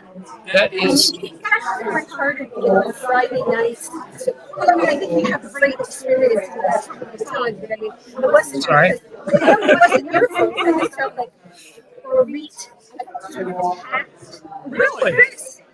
Really? Sometimes I just have trouble following along or understanding what the point was. Right. Remember, what's his name? Chris verbally thrashed me, and I said to him, "What is your problem?" It happens all the time. I would let it want go. to talk about it. Yeah, I would let it I go. never do. No, for me, it's like if you do something that bothers me, or I do something that bothers you, if we don't tell each other what it is, then we have no possibility of being conscious or changing it to a better way. Yeah. So it's not just like boycotts me. Yeah. And they don't say Yeah. what's wrong. No, I agree. I agree in a sense. Yeah. I mean, I don't want to talk about it anymore. Right. It's hopeless. It's like, Well, what the fuck? well, then if you really, if something's still bothering you after some time, then I would, yeah. I mean, I actually got together with him once to see if there were any plans I wanted to get left. But I never actually said, "Hey, we couldn't please." Part of me felt like I'm just going to leave it. And I usually don't do that. Normally when there's that kind of thing, I look for closure. Yeah. I do have a private conversation, so very surprised that I didn't do that. But anyway, I did not come back Friday. Mostly it's Friday nights at 6. Trying to, I just always got something. Zoom. Yeah. But I'll do my best to get on Tuesday and Wednesday. This is a key. I'm needing to reconfigure because SaveOurSkies did have financing for me to get started. SaveOurSkies, Reinette's organization. I have relocated up to the Los Angeles area. I've been in about a couple weeks ago. I'm in the west end of Los Angeles. We'll say Calabasas area. Oh, you know, I had this beautiful community in my building. I remember. No, but I remember you speaking of it. Yes, it has a lot of people. It has a screening room with a big TV. I'll send you, I have a 3-minute video I made for a friend who told this image or something. And I have a series of 9 films. I'll send that to you so you can get a sense. Yeah, and you know, if that's I have to get my building manager, he's check. No, $200 deposit in case anything gets missed. Nothing's just gotten missed. So he told me to check for different events. And I just tell people, you better clean up after yourself when you care. yeah. But it really serves us really well. If you want to maximize that opportunity, then we could schedule a conversation about it and really build a strategy. Because I know you're very professional, you're very thorough, you're extremely knowledgeable. I'm very good decisions. Yeah. And Bob and what's her name? Paulette. Yeah. They've been there. Oh, nice. Because we've had 2 meetings. Okay. And they'll vouch for that. It's a really nice. The only thing is, every time somebody, like when somebody comes in, it's not the automatic lock to the lobby. So when somebody presses the directory button, I'm notified on my phone. And if I turn the ring off, I still get it a text. And then I can I press that. So, that's the only thing. It's not just the door that's the biggest over for my kids. I mean, I've never gathered it's never been. So that would serve you being in this part of town with what you do. I can't believe it. After things try to come at night. But otherwise, 7 days a week until 7 a.m. Absolutely. Well, Samuel Pirush. Yeah. He and I talked years about how the spiritual community is getting older, right? The Woodstock generation is retiring, right? So, what's the sequence of, mentorship and apprenticeship to carry on. So they do that. Right? Not that there's nobody to do that. Spirit of activism is just like something that's sort of inborn or You gotta read it. You gotta read it. Yeah. So it's sort of like I would think in the younger generation, it's the same thing. There was some younger people are like becoming activists who just naturally come to gatherings where they were older. But here's what I'm suggesting is that do you often knock on doors and go places without an introduction? Most people don't.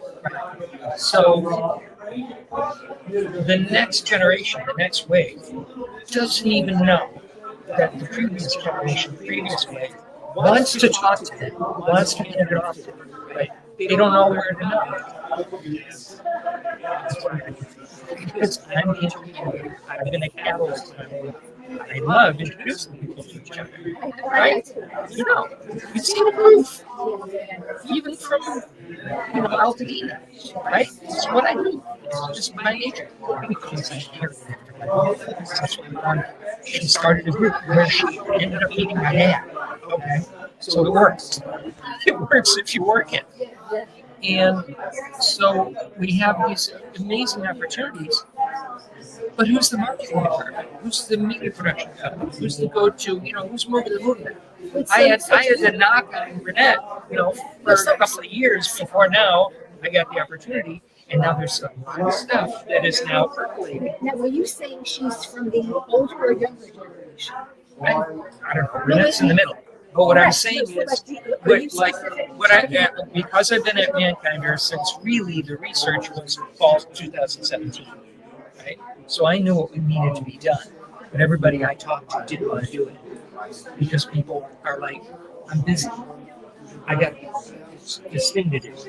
My schedule's full. I'm busy. I got a full-time job. I started in March 2020 as soon as the lockdown happened. And I was doing Zoom calls with a group. And that group worked, but that group didn't necessarily go, let's collaborate with this group and this group. And then it's like what John Bush and Derek Rose call cadres, right? Who does that? It's a great idea. Are they doing it? You got your freedom cell, you got your other freedom cell, you connect the freedom cells, and eventually you get eight freedom cells and becomes a cadre, and that becomes a meta cadre, and whatever, right?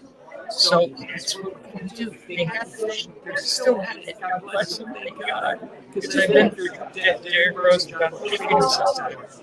So, I've been in so many different posts and networking groups like fantasy where and it was dead on arrival. It was already dead when I joined it. Richie from Boston had everything. So my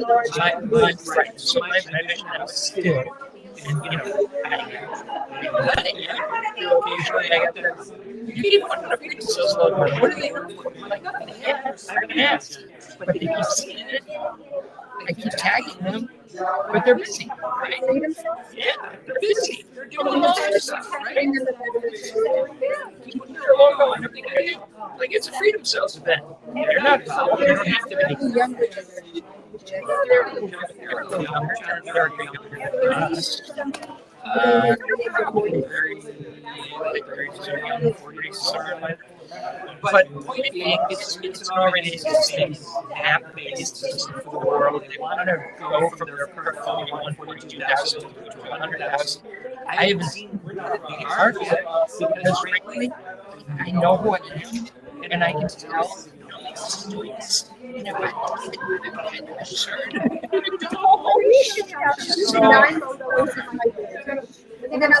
Sweetie, I trust you. I don't even need to see it.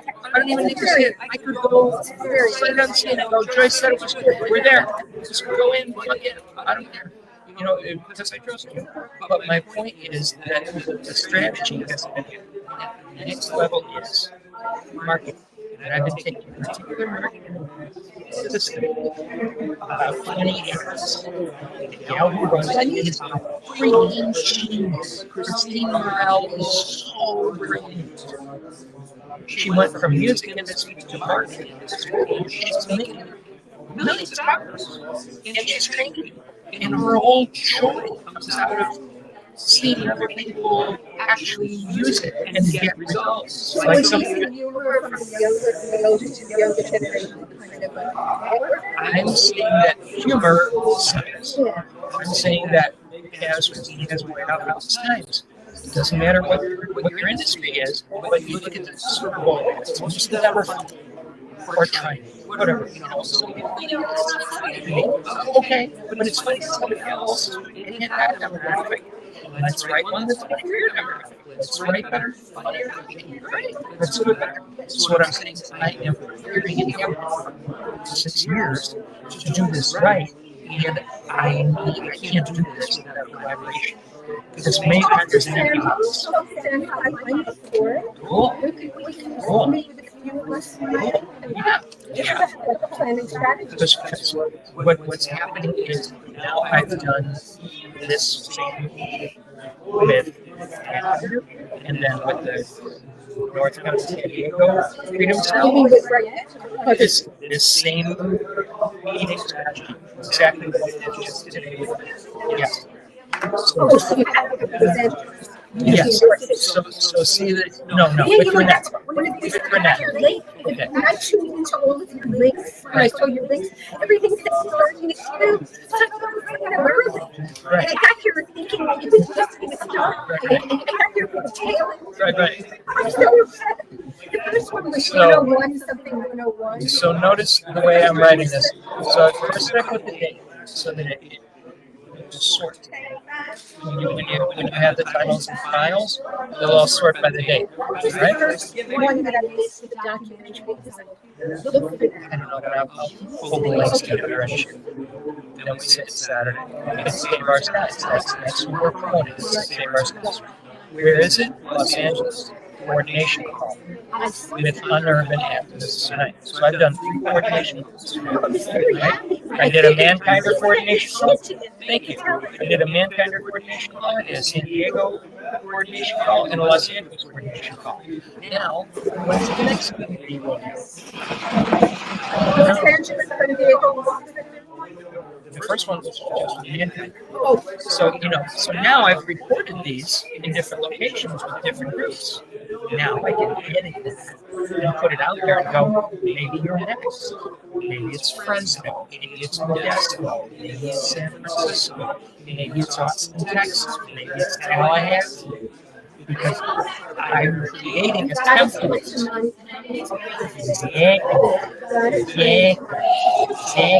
When I show this to certain companies and say, this is what we're doing, wouldn't you like to be a sponsor of this so we can maintain the planet? Or most carbon-based life. Michael Wisnu in a manner to which he should be accustomed. That would be nice too. No, but it's as you know. Yes. If I see bonds, but yes, guessing. It's always guessing. But I will have as long as I'm providing a service, but in terms of the advertiser, what's in it for you? Well, you're going to be selling your products to a demographic that won't be dead 5 to 10 years. That would be good. And is interested in everything about supporting a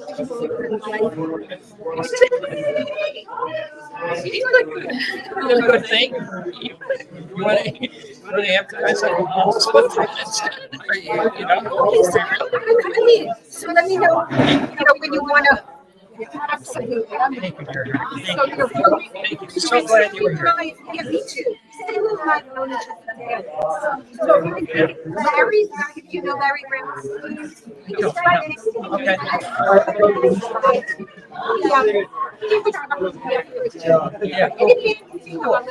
Yeah, I mentioned Samuel just because I remember that conversation that I had about that the elders are passing on, but they're not passing on their legacy. They're not passing the torch, right? Exactly.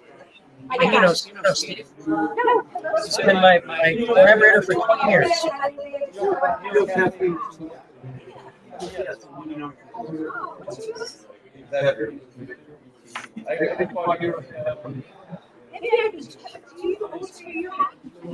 Hair's usually down.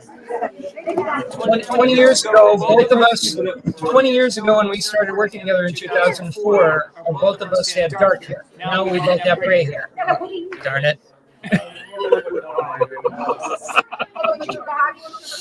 That's a good question. What doesn't he do? All right, that's a wrap. Thanks for tuning in. You got the whole 9 yards. Cheers. And hang on. I'm going to come back on for a moment. Thank you for participating. Love and gratitude to all strong souls helping carbon-based life survive in this realm. Let's see what comments we got. Last minute comments. A couple of waves from New York Gal. And I do want to put these up with respect to Monique Lucas. I feel you, dear heart. Slaughter is unkind, regardless. All right, cheers. That's a wrap.